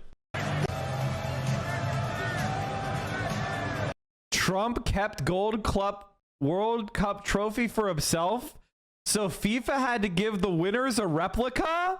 What? President Trump has revealed the champions of the Club World Cup won't be getting the original trophy because he's keeping it? What? I mean, the Daily Beast is a real site. What? He's such a fucking dipshit. Pedophile freak. Jesus. I don't want to be BS'd anymore with a bunch of nonsense from our government that treated us like a bunch of stooges. Right? Thank you. So, Matthew, you could argue that this is a monster the Trump administration created, right? Trafficking conspiracy theories and successfully promoting the idea that secrets are being hidden somehow by I don't want to watch MSNBC because they're going to be like, it's not real. That's true. They're right. It's totally not real. It's not true at all. There's nothing to the story. Anyway, keep hiding the list. I mean, there is no list. Let's watch Fox News' reaction because holy shit. And now to another big story. The president is defending U.S. Attorney General Pam Bondi. Her and FBI Deputy Director Dan Bongino are reportedly at odds over the handling of the Jeffrey Epstein files. Chanley Painter joining us now with the details on that story. Hey, Chanley. Hey, Kevin, Rachel, and Charlie. So the president is stepping in to defend his Attorney General Pam Bondi as doing, quote, a fantastic job after she came under fire from some Trump supporters over the Department of Justice's handling of the Jeffrey Epstein files. The president posting this in part, quote, 1 year ago, our country was dead. Now it's the hottest country anywhere in the world. Let's keep it that way and not waste time and energy on Jeffrey Epstein, somebody that nobody cares about. The president's post coming after some Trump supporters criticized Bondi or even called for her resignation after the DOJ and the FBI on Sunday released a joint two-page statement on the Epstein case that concluded there was no celebrity client list, naming those who allegedly took part in Epstein's history as a sexual predator. In February, though, Bondi had indicated that such a document was sitting on her desk. The DOJ also concluded that Epstein did commit suicide in his New York City jail cell in 2019 while awaiting further sex trafficking charges. Yet a missing minute in the jail video that was released has only spurred conspiracy. Is this real? The PUBG World Cup? Is this fake? Team Aryan with Hitler? Indian nationalists are the funniest motherfuckers in the world. They are the funniest motherfuckers in the world. This guy's like, I'm blonde hair, blue eyed, just like Hitler. Hitler was also brown haired and brown eyed. Right wingers are incredible. They're fucking incredible, no matter where they are in the world. Theorist. FBI Deputy Director Dan Bongino. Least racist PUBG players, and they're reportedly clashed with Bondi over her handling of the Epstein matter last week and has told confidants that he may actually resign if Bondi remains in her post. Guys, we shall see. Thank you, Chanley. Thanks, Chanley. You know, obviously there are lots and lots of questions that have been swirling about Jeffrey Epstein for a long time, for over 10 years, and the government's involvement in it. If there's anybody who could walk in and say, okay, we've resolved all of the questions and there is nothing here, it would be President Trump and his crew. The problem is you can't really do it without giving some explanation, and there has to be some explanation, and I think that's why you have a lot of people still pretty with a lot of very valid questions about it. You absolutely nailed it. You can defuse this ticking time bomb if you simply get out there, sit down, the AG, get the deputy director, and get the director himself. Put them in front of cameras, have them make a statement, and have them answer questions. We're only talking about 5 or 10 questions. But what this will do is, first of all, restores confidence. Number 2, it answers some of the basics, especially the simple things like, you can't tell me that 1,000 people were hurt and that there are no people out there that we can arrest. You can't tell me that, oh, sorry, we don't have a list. Fine, don't have a list. Tell me who the perpetrators were. Let's depose every single person who might have had a chance to get on that list and might have been out there at that island, and let's talk to them. Let's find out. Trump was on the island. That's why. That's why they can't do it, because Trump is involved. It's fucking very simple. And the Democrats don't want to do it because Bill Clinton is involved. And this is all the pedophilic elite. That's it. It's in both parties. I mean, Jeffrey Epstein had a painting of Bill Clinton in a blue dress. Bill Clinton has been on the Lolita Express. He was close friends with Epstein, Clinton, Chris Tucker, and Kevin Spacey. We're all friends. I don't know if you know anything about Kevin Spacey, but he's also a sex criminal. So what the fuck are you guys? That's why they can't do it. Imagine trying to save Bill Clinton over hurting Trump. Who do you think the elite is? You think these are regular fucking people? These are the pedophilic elite. Yes, the Democratic Party is run by Clinton people. Yes, of course they're going to. That's the reality. What happened? You telling me there's videos out there in New Mexico and in the island and in New York, and nobody saw anything? I don't buy it, and that's why they need to get out there and face the fire. Doesn't have to be long, but you have to answer questions to the American people, because absent that, the story won't die, and that's a The difference is MAGA does not care if Trump is on the list, but Trump and the R leadership do. They realize that if they show Donald Trump as a pedophile on the Epstein list, even Republicans will abandon him. Now, a lot of Republicans will stay with him because they'll stay with the Republican through anything. They'll call it fake news. But every persuadable person will abandon him. Every persuadable person will abandon him.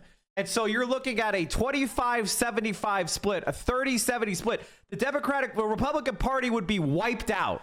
Okay? I'm not saying every Trump supporter would agree with it. Many Trump supporters don't even care if he was a pedophile. What I'm saying, though, is every persuadable person would. And you can't win elections when 100% of persuadable people are against you. You're going to be thrown out of office in Indiana. You're going to be thrown out of office in Iowa. You're going to be thrown out of office in Ohio. You're going to be thrown out of office in Florida and Texas and shit. Like, they'll lose places that you guys don't really even think are losable if it turns out that MAGA is pedophile shit. I mean, they lost a Senate race in Alabama because the guy was a pedophile. Okay, I want you to understand that. They lost a Senate race in Alabama because the Republican was a pedophile. If you can lose in Alabama, you can lose anyway. That's what, and your people will be like, barely, but that's Alabama. It's Trump plus 40, okay? This is the time. That's what I mean. Every persuadable person in the country would be against Trump, and that is what they're trying to avoid. And centrist Democrats don't want to lose power in the Democratic Party, and if they allow the Clinton shit to be exposed and the other centrist Democrats be exposed who are on the list, then they're going to lose power in the Democratic Party. So there is a conspiracy among the centrist Democrat elite and Trumpism to cover this up because they're all implicated. And yes, they're also fucking all those videos, I'm sure, are sitting on a hard drive in Tel Aviv. Okay, he was a Mossad agent. There's no doubt about it. You're lost if you think this is left versus right. I just said it isn't. I literally just said, well, it is left versus right in the sense of centrist Democrats are really right-wing Democrats. And there may even be somebody like Noam Chomsky on the list. Get rid of him too. I don't give a fuck. If Vosh and Noam Chomsky are on the list, throw them away. I don't give a shit. Get them out. Distraction the president doesn't want. Of course. And in that True Social that he put out, he talked about all his accomplishments. Yeah. And he's saying, why let's not let this overcome. And I think he doesn't want that. I think his supporters don't want that. And I think that's why they want just some simple answers. Yeah. And of course, he's right about that. I mean, there's no question. None of this mars any of the extraordinary accomplishments. And we want to keep going. That's right. I'm Steve Doocy. I'm Brian Kilmeade. None of this mars the accomplishments. Charlie Kirk has got his marching orders. Honestly, I'm done talking about Epstein for the time being. I'm going to trust my friends in the administration. I'm going to trust my friends in the government to do what needs to be done, solve it, balls in their hands. I've said plenty this last weekend. So if you guys want to see my commentary on it, that's fine. Honestly, I'm done talking about it. Do you believe that Jeffrey Epstein committed suicide? 20%. Was murdered? 39%. Not sure? 40%. And the Democratic Party argument is that he committed suicide. Like, what can you even say? What can you even say? Charlie Kirk's baldness is getting weird. The guy is like, he's not even old. Is he even 30? Charlie's 30, right? Charlie Kirk age 31. He looks so bad. That's, oh my God. That's, oh my God, dude. And Chad, I have a contractual obligation whenever Charlie Kirk comes onto my, this was put into my partner contract with Twitch. I'm forced to do this. I'm sorry. I apologize. I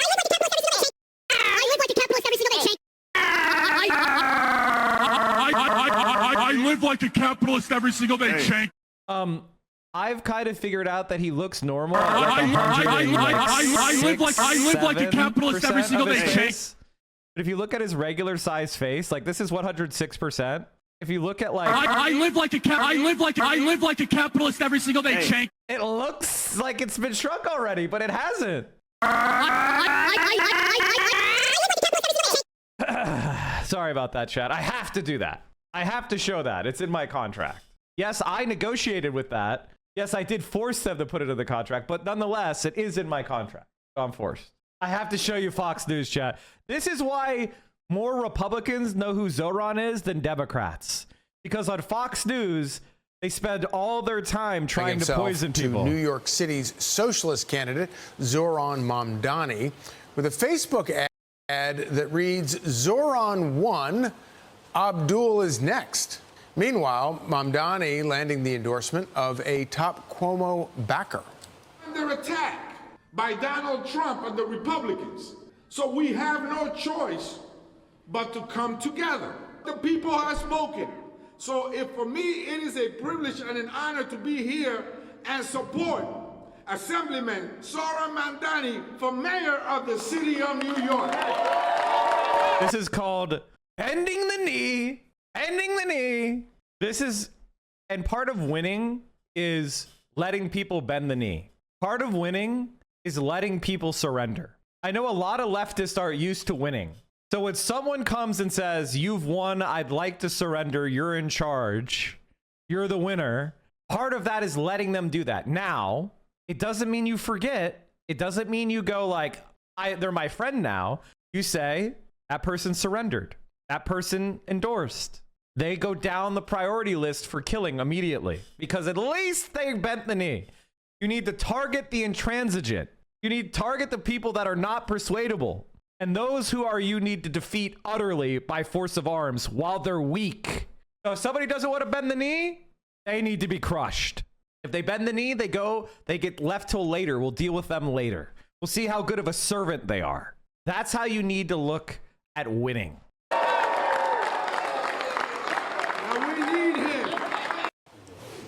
Joining me to discuss is Charlie Kirk, founder of Turning Point USA. So great to see you this morning, Charlie. Thanks for joining us. Thank you. Good morning. Yeah, before we get to the whole situation in New York, I wanted to focus a little bit on the Michigan situation where, you have a state that has been sort of, we kind of talk about it as a swing state, but it's actually been a Democrat state for many, many, many years until Donald Trump came along and turned it into a swing state and has successfully twice turned it into a Trump state. And you have Republicans sort of trying to talk about common sense issues, and you have Democrats now completely running off with the circus of socialism. How's that going to work out? Well, that's right. Yeah, and remember, President Trump won the youth vote in the state of Michigan this last November, which was a victory heard around the world. The Mamdani effect is going to metastasize in the Democrat Party. Now, how successful it will be in a general election, I don't know. I still have my skepticism. But the Mamdani effect is grievance-based politics, playing into people's bitterness, and also playing into the economic disorder that Biden left us. Now, President Trump is going to fix this, and he's... By the way, chat, this is why I love Charlie Kirk, because he is the Republican equivalent of an MSNBC lib. And that means he tells the elites what they want to hear. And that actually makes them worse. Tucker Carlson is a difficult enemy because he actually deals with reality. I don't know if you saw this, but Tucker Carlson and Marjorie Taylor Greene complimented Zoran. I don't know if you guys saw that clip. I don't want to play it, but I will if you guys haven't seen it. Fuck it, I'll show it to you. I changed my mind. They complimented Zoran, which shows you they're smart. They're smart because they're smarter at politics than Charlie fucking Kirk, who's only interested in kissing ass. He's a kiss ass. He's the Republican Ezra Klein. That's who he is. If you're trying to understand, he is the Republican Ezra Klein. He just sits there kissing ass. That guy was the only person in the New York City mayor's debate to say he wanted to focus on New York City. All the candidates were asked, if you could visit a foreign country, what would it be? And they, of course, all had an answer. I think most said Israel. Great. And he said, I wouldn't go anywhere. I'd stay in New York. And like, if I want to meet Jewish constituents, I go to their synagogues, their homes or whatever, but I'd be here in New York because that's what I'm doing. I'm running New York. That's my job. Well, he gave the right answer. He gave the right answer. Both clarified that they do not support Mamdani's policy ambitions, but did say he's the only Democratic candidate connecting with voters and issues specific to New York. As a reminder, Zohran Mamdani stunned political observers last week after his victory against former New York Governor Andrew Cuomo in the Democratic mayoral primary. Did you equate Tucker to Ezra Klein? No. Charlie Kirk is Ezra Klein. Charlie Kirk is Ezra Klein in that he tells the billionaires and the right-wing doters what they want to hear, which is that Zohran won because he's run on bitterness, which is the exact opposite of reality. Zohran ran on hope. Zohran ran on belief. Zohran ran on conviction, not bitterness, not envy, but on we can help one another. We can make a better world. But he's just telling the donors what they want to hear. And that's why he's such a good enemy to have. I love fighting Charlie Kirk. He's a fucking idiot.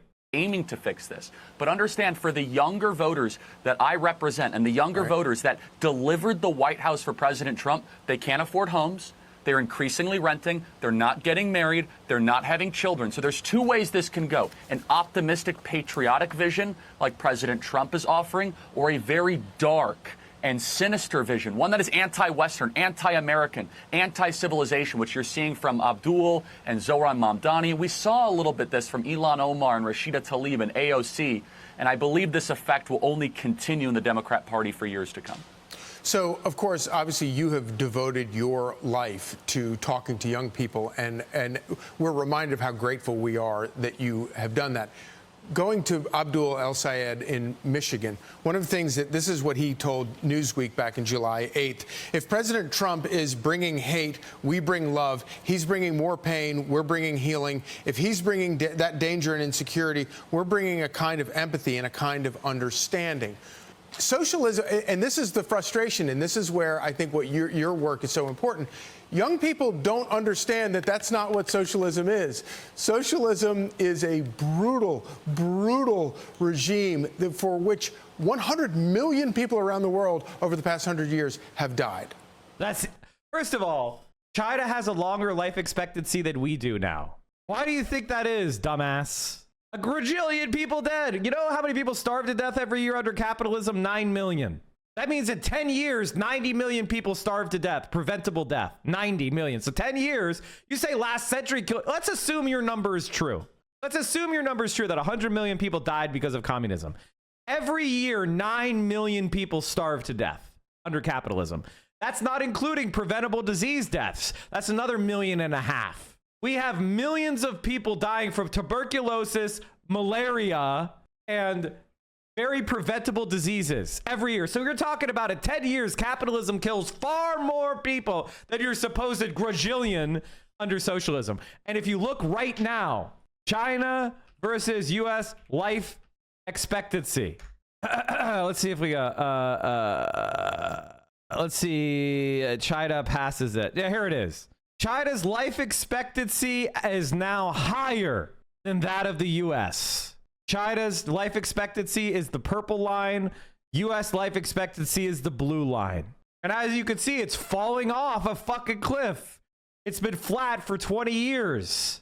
Well, that's right. And that kind of radical vision, or even lack thereof, because it doesn't take much talent to say that, is rooted when people do not own stuff.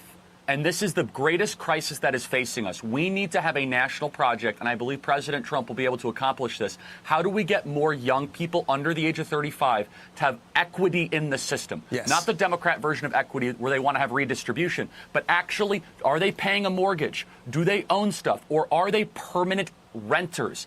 A permanent renting class in this country is the prerequisite, is the leading ingredient for radical politics that nobody wants to see. We need to By the way, chat, Charlie. The entire reason why America has 30-year mortgages is because of this. They came up with a government program so that we would have 30-year mortgages. Do you think banks want to give you a 30-year loan at 3.5%? The reason why, do you know what mortgages were like before the government stepped in? I want to explain what mortgages were like before the government stepped in. They were between 5 and 12 years, and you would make interest-only payments. And at the end of your loan, you would own the entire loan amount. So let's say you bought a $400,000 house. You would get your $400,000 mortgage. You would pay your interest. And then 10 years later, they'd say, you owe us $400,000, pay immediately. That was it. And as you could guess, people would borrow again. They would borrow again. And they would try to save money.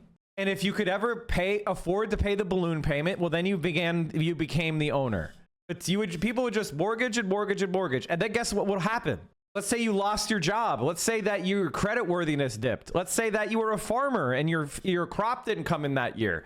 You wouldn't have the capital and they would just foreclose on your home. So there would be massive waves of foreclosures as everybody was kicked out. That's what happened in the fucking Great Depression. And so FDR and the government, they developed this subsidized 30-year mortgage program so that people would pay principal and interest over the entire 30 years. So when you paid after you got to the end of the mortgage, 30 years, you had paid it off. You owed nothing. You owned it free and clear.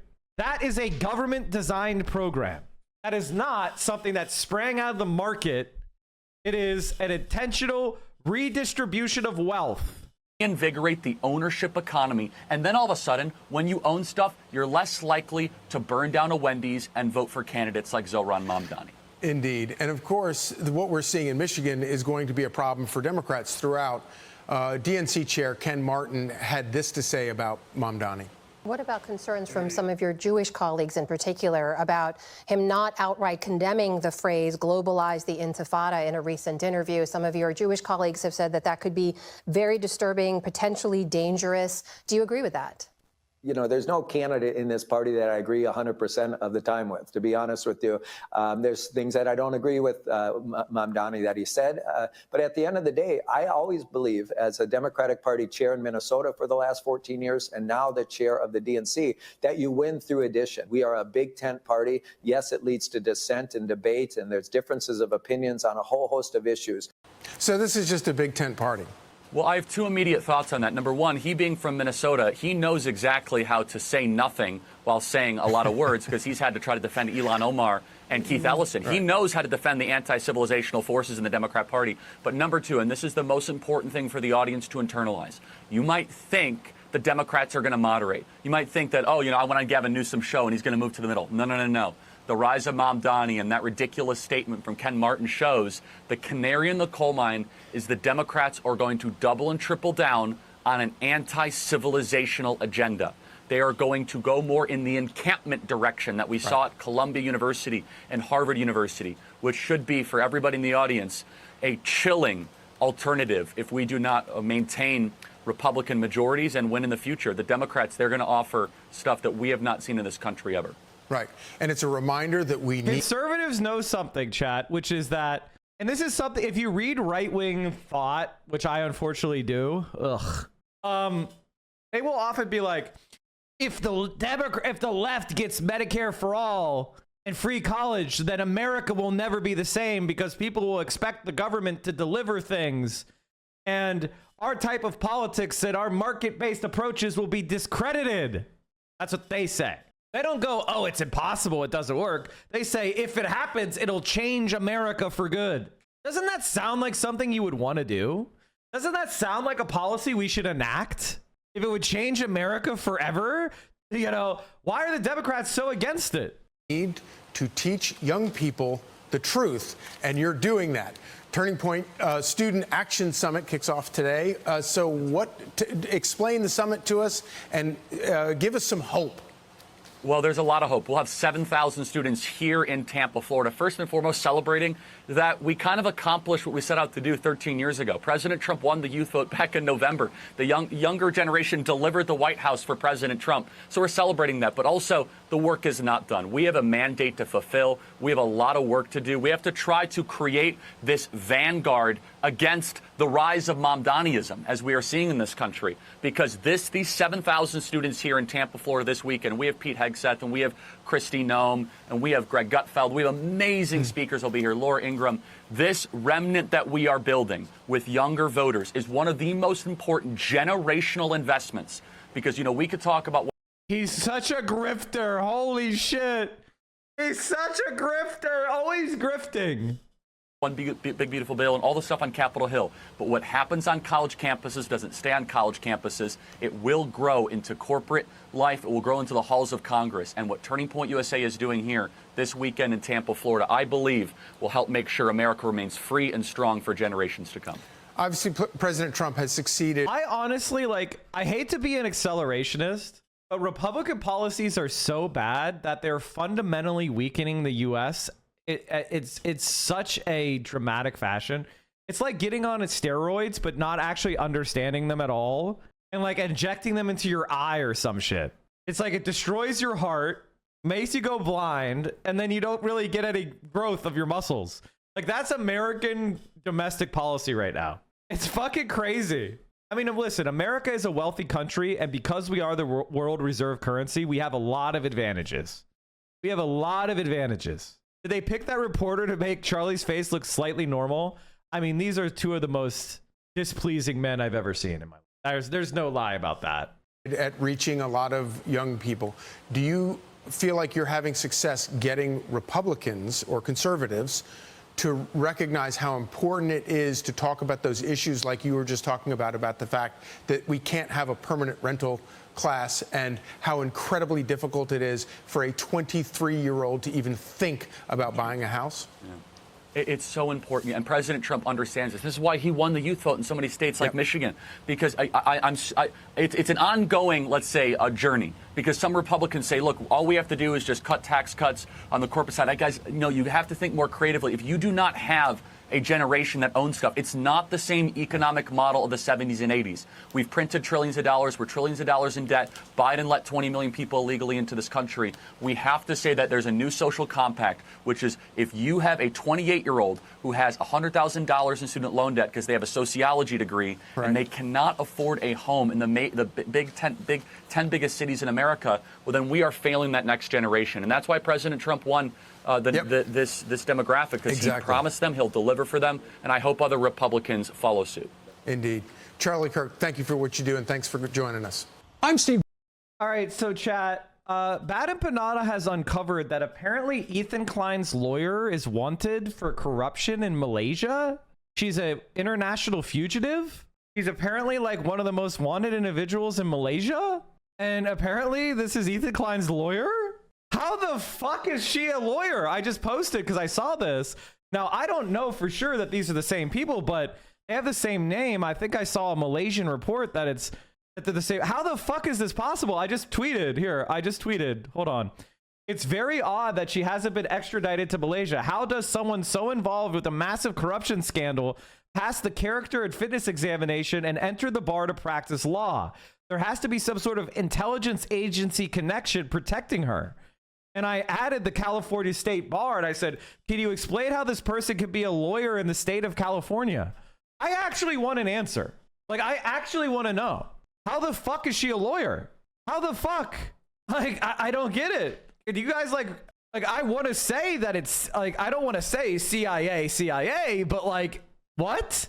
To become a lawyer, you have to go through what's called the character and fitness evaluation. Character and fitness California bar.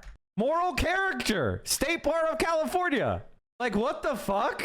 A positive moral character determination is a requirement for admission to the practice of law in California. Like, what the fuck? Okay, here you go. Here's the factors. Let's go to the factors. Like, what the fuck? Abuse of the legal process. Academic honor code. Community supervision. Criminal history. Drug and alcohol abuse, fraudulent activity. Like, what the fuck? Candor and honesty. How the fuck are you, this person a law practitioner of law? What the fuck is going on? This person is an active fugitive for corruption, which is fraudulent activity, which is abuse of trust, abuse of the legal process. What the fuck? How is this person? I mean, like, you guys should throw that information into this post, because I want to understand how this person can practice law in California. They're a wanted fugitive. What if she was already a California plus Malaysia citizen? So fucking what? Moral, what are you guys confused about?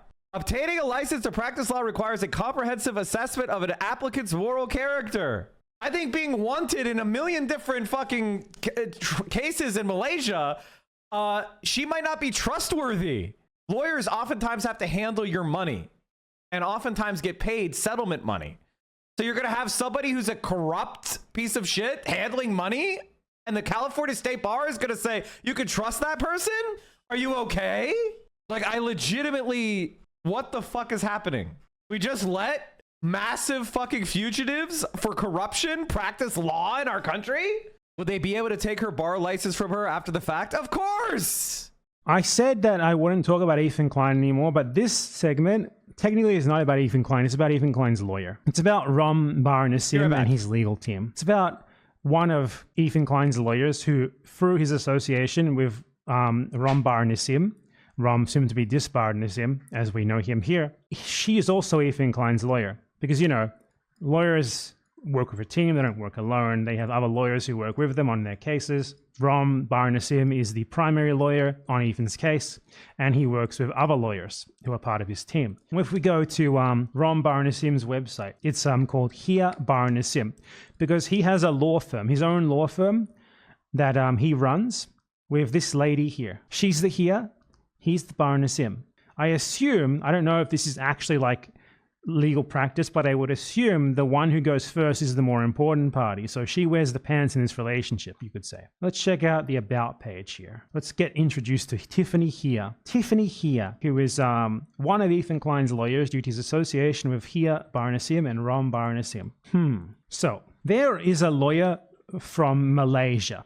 Her name is Here Lee Yu. Here Lee Yu is marked by the Malaysian Federal Police as a wanted individual. The Malaysian Anti-Corruption Commission, rather. She's a wanted individual. And before I go further here, I want to note that Ethan Klein constantly accuses me of being like a wanted criminal who is on the run from like unspecified charges in Australia, and that I'm hiding in Argentina to avoid these charges. So this is Here Lee Yu, who also goes by the name Tiffany. She is wanted in Malaysia by the Malaysian Anti-Corruption Commission. She is one of 26 wanted individuals by the Malaysian Anti-Corruption Commission. Now, interestingly, Tiffany Here bears a striking resemblance to Here Lee Yu, who also goes by the name Tiffany Here. So what if I told you that this is the same person? Back in 2018, Sarawak Report, which is a Malaysian social media news outlet, asked the question, why is Jolo's 1MDB? 1MDB was a massive corruption scandal, the biggest in Malaysian history. The One Malaysia Development Berhad scandal, in which the Malaysian Sovereign Wealth Fund was systematically embezzled with assets diverted globally by the perpetrators of the scheme.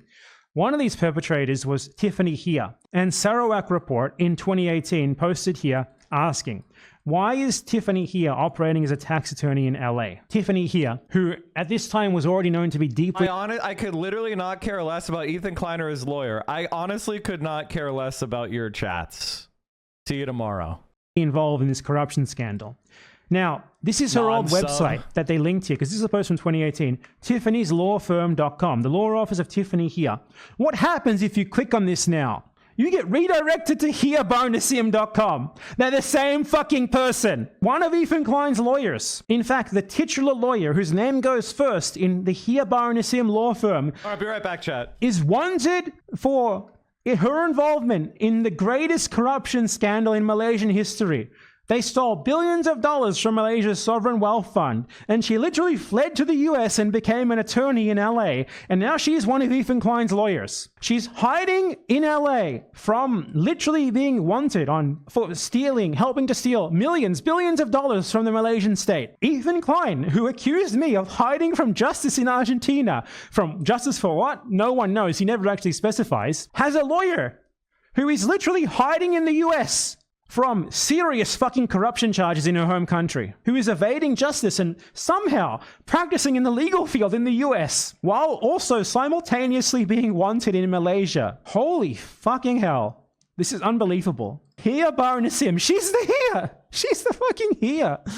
How has no one noticed this before? The Malaysian Anti-Corruption Commission is seeking for information on her. This is literally reported in the English language Malaysian media. They are tracking down Here Lee Yu. She's just in the open right there I'm going to email them right fucking now. I'm emailing them right fucking now. I'm doing it. Holy shit. How do they not know this?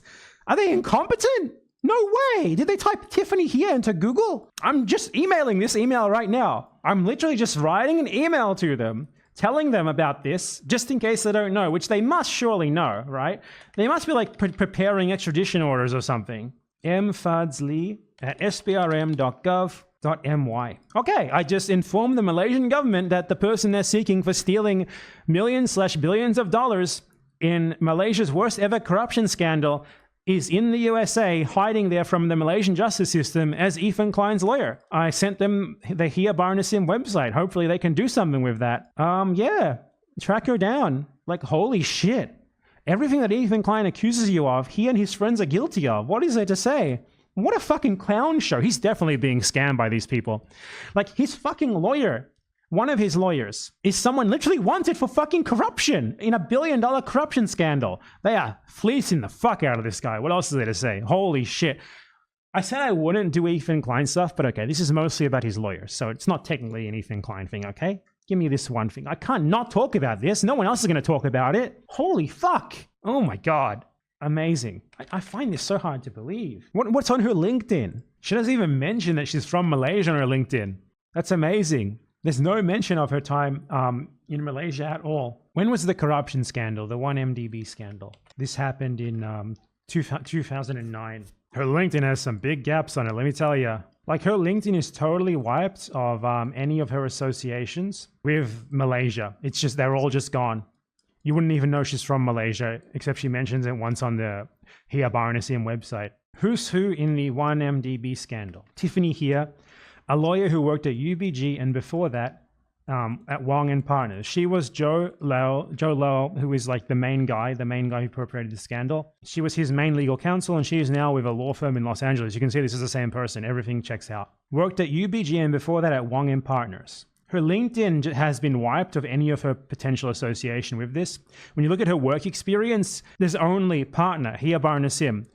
Nothing else. Volunteer experience, none of her previous work. It's as if she just like suddenly started practicing law at age 45 in 2024 with a law firm named after her. Tiffany Hia is mentioned in this article as well from 2015 about the 1MDB scandal. Mentioned in this one as well. Do they know about her? Like, there has to be like more talk about this in Malaysia. I don't know, no one connected the dots. She just used her real last name. She didn't change her name or anything. When you search for Tiffany Hia and 1MDB, there is literally 10 pages of results. Everyone knows about this. This is crazy that she's just sitting there in the USA unmolested, but she's Ethan Klein's lawyer. And I have now informed the Malaysian police that she is on the run from justice in Los Angeles, California. Much like how pedophiles evade justice in Israel. She evades justice there.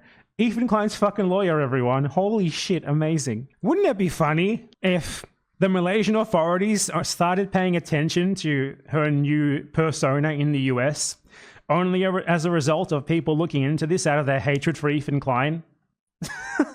That would be great. But I've now reported her to the proper authorities, and I hope they will take the appropriate legal action against her for her alleged crimes, for her theft of the wealth of the good Malaysian people who deserve their money and don't deserve to have it stolen by Zionists. Sorry about that, chat. Let's just say that micro update on the lawyer who's hiding in Argentina from unspecified crimes, and this is his lawyer. I sent a tip to the Malaysian Anti-Corruption Commission informing them of the fact that Ethan Klein's lawyer is a fugitive hiding from justice in California, just in case they didn't know. And I actually received a response. TQ for your info. Thank you, Mod. Peace and love. So when Ethan Klein sends embarrassing and frivolous legal letters to random Redditors in retaliation for them criticizing him, something that he has done many times before, letters in which he threatens to file frivolous legal proceedings against them purely for what he clearly implies in these letters, the purpose of doxing their personal information and then spreading it, know that the people who he's paying to do that for him are an illegal Israeli colonial settler who occupied the West Bank and a wanted individual by the Malaysian Anti-Corruption Commission for her involvement in the world's worst ever corruption scandal. Ethan Klein, everyone. Ethan has also said on his stream that he is in a... Mike, should we file a complaint with the California State Bar? You know, I'd have to look. It says for questions related to a moral character application. Cuomo's general election campaign just launched. Okay, hold on. Let me finish this section. My general feeling on this is that Ethan Klein's not a good person. Hello, I'm Andrew Cuomo. And unless you've been living under a rock, you probably know that the Democratic primary did not go the way I had hoped. To the 440,000 New Yorkers who voted for me, a sincere thank you. Thank you for believing in me, in my agenda, and in my experience. And I am truly sorry that I let you down.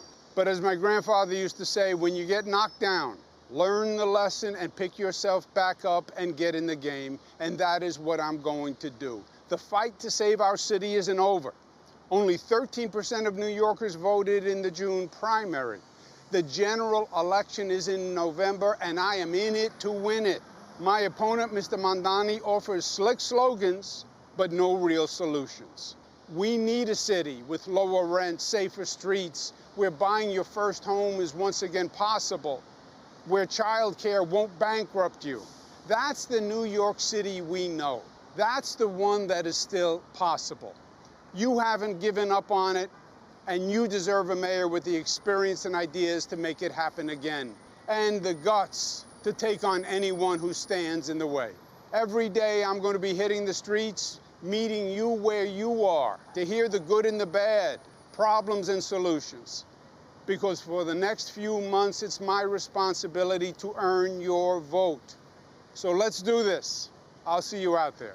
I've never seen someone who is more cooked in my entire fucking life. He has no fucking shot. I have never seen anybody more cooked. And the thing about Mamdani and what I like about him is something I tweeted over the weekend, is that he's actually a policy wonk. Like, he's actually a policy wonk. Like, here, let me see if I can find it. Oh, here's the Chinese. As I look, chat, watch this Chinese drone performance. Thank you.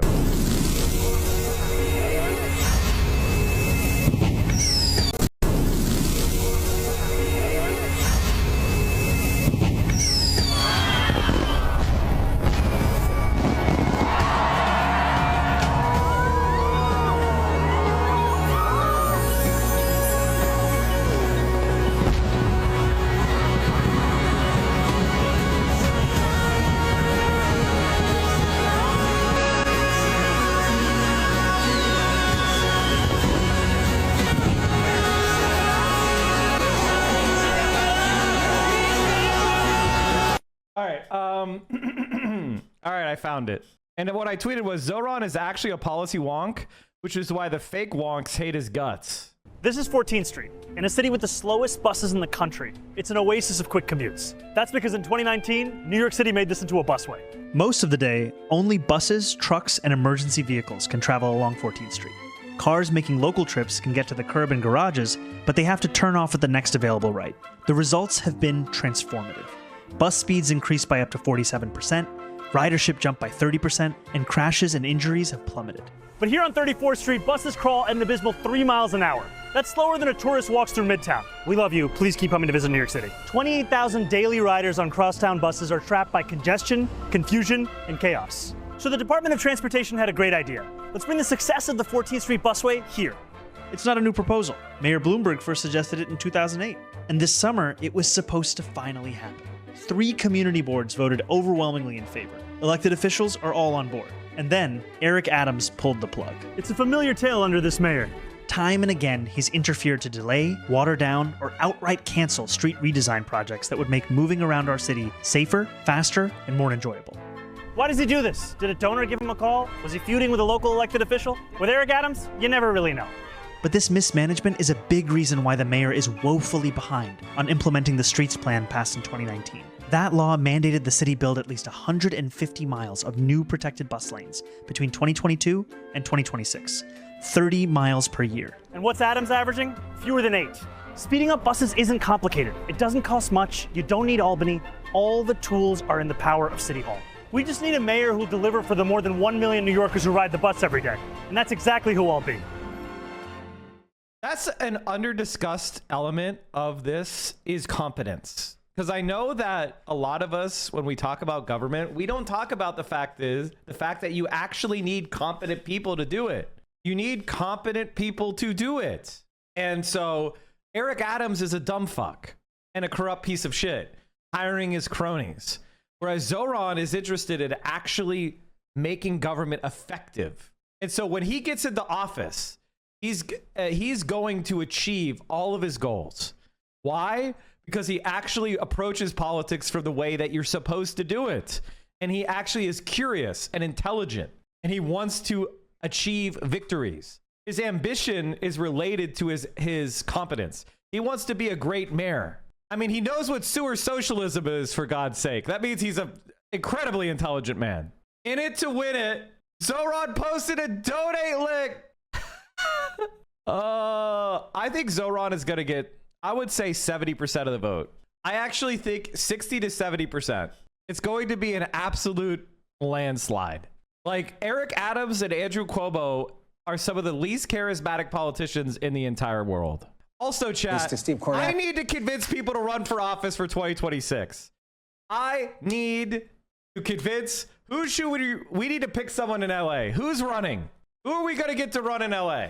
Because 2026 will be the best time in history to get into Congress if you are a left winger. It's never going to get better than this. Who's at the big board for us.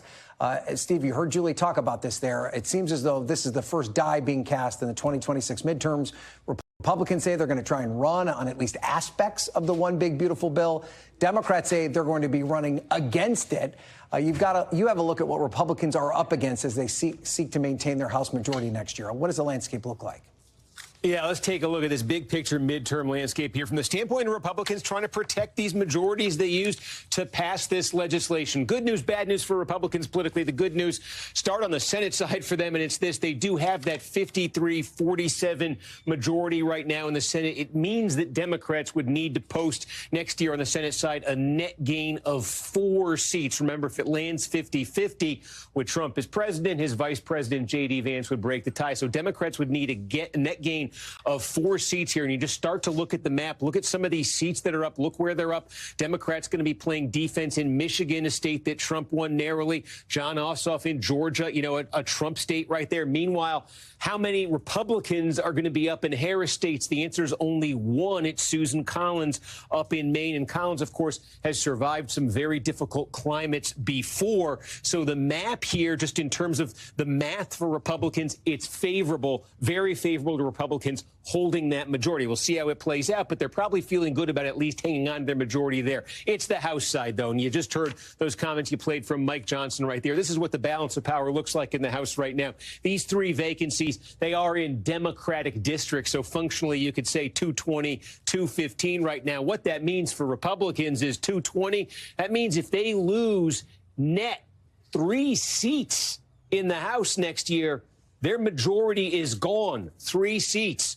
And here's what history says about how the White House party fares in midterm elections. These are the seat changes in the House. We're going back here to LBJ in 66. Look at all that red ink. The red ink here doesn't mean Republican. It means losses. It means the losses of seats. Only 2 times here since this is in this modern era have you seen the White House party actually gain seats. It's 1998 and 2002, and there were obvious extenuating circumstances there. In 98, Bill Clinton was the president. Republicans were trying to impeach him. The impeachment was extremely unpopular. There was a backlash against that Republican impeachment push. Clinton gained 5 seats. Democrats gained 5 seats. 2002, George W. Bush. This was a year after 9/11. The entire political climate had been transformed by 9/11, had not really gone back to normal partisan politics. Bush and his party benefited greatly from that. Otherwise, you just see losses here. Look how bad Obama did.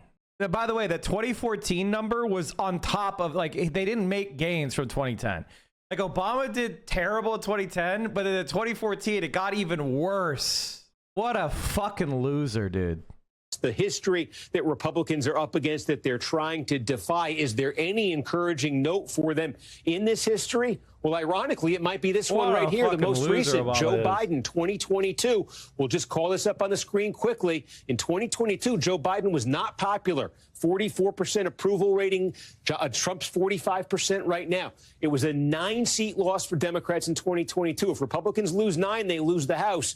But 9's not that much more than 3. So ironically enough, I think if there's any hope for Republicans to draw from midterm history, Ryan, it's the Biden midterm of 22. Democrats didn't do that bad given where Biden was that year. All right. We're getting closer and closer, Steve. I can feel it. Thank you so much. We appreciate that. We thank you for watching. And remember, stay updated on breaking news and top stories on the...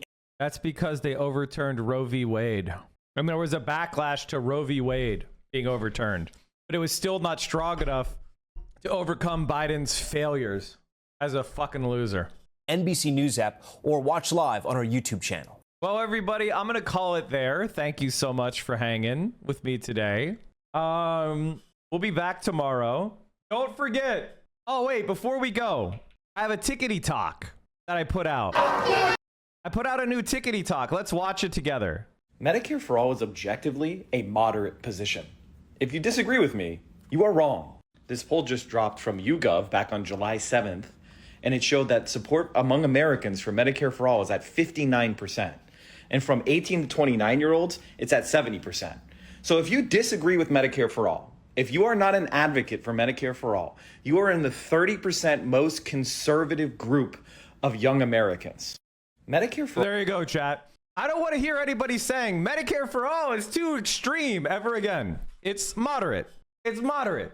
That's true. Why is your voice much more different on TikTok than on Twitch? I'm probably yelling more on Twitch. I'm yelling more on Twitch. That's honestly why. I like yell into my mic on Twitch. I need to calm that down, honestly. And save my yelling for a little bit more appropriate situation. Also, chat, don't forget to watch my takedown of ContraPoints. If you didn't see me, I takedown of ContraPoints last week. I debunked ContraPoint's entire stupid fucking statement. And my editors edited in all sorts of really great clips and backup points as well. It's perfectly edited. It's tight. There's no downtime. It's honestly like a produced video. It's insane. Like this is how you make a stream clip. So if you have anybody who's curious, I highly suggest you check it out. Me taking down ContraPoints. Make sure you hit that subscribe button. And yeah, it's the best. All right, everybody. Thank you so much. Who are we sending it to? One of my favorite streamers. The left, and that they are rebalancing things by introducing their right. Sean Vids. Now, Sean is he's very, very YouTube coded. He doesn't understand raids. Okay, so I don't want you to be disruptive. Just say, thank you, Sean, for the great Palestine video. Because it was incredible. I watched part of it again this weekend. And his Palestine video is insane. So I'm going to send you guys, gals, non-binary pals over to Sean. He's playing some PUBG. We love you. Try not to over spam because, again, he's not the biggest fan of that. But I really want to give him recognition because so many bread tubers are so cowardly on the Palestine issue. And he made an incredible video a year ago that I highly recommend. So I'm going to send you guys, gals, non-binary pals over to Sean. Peace.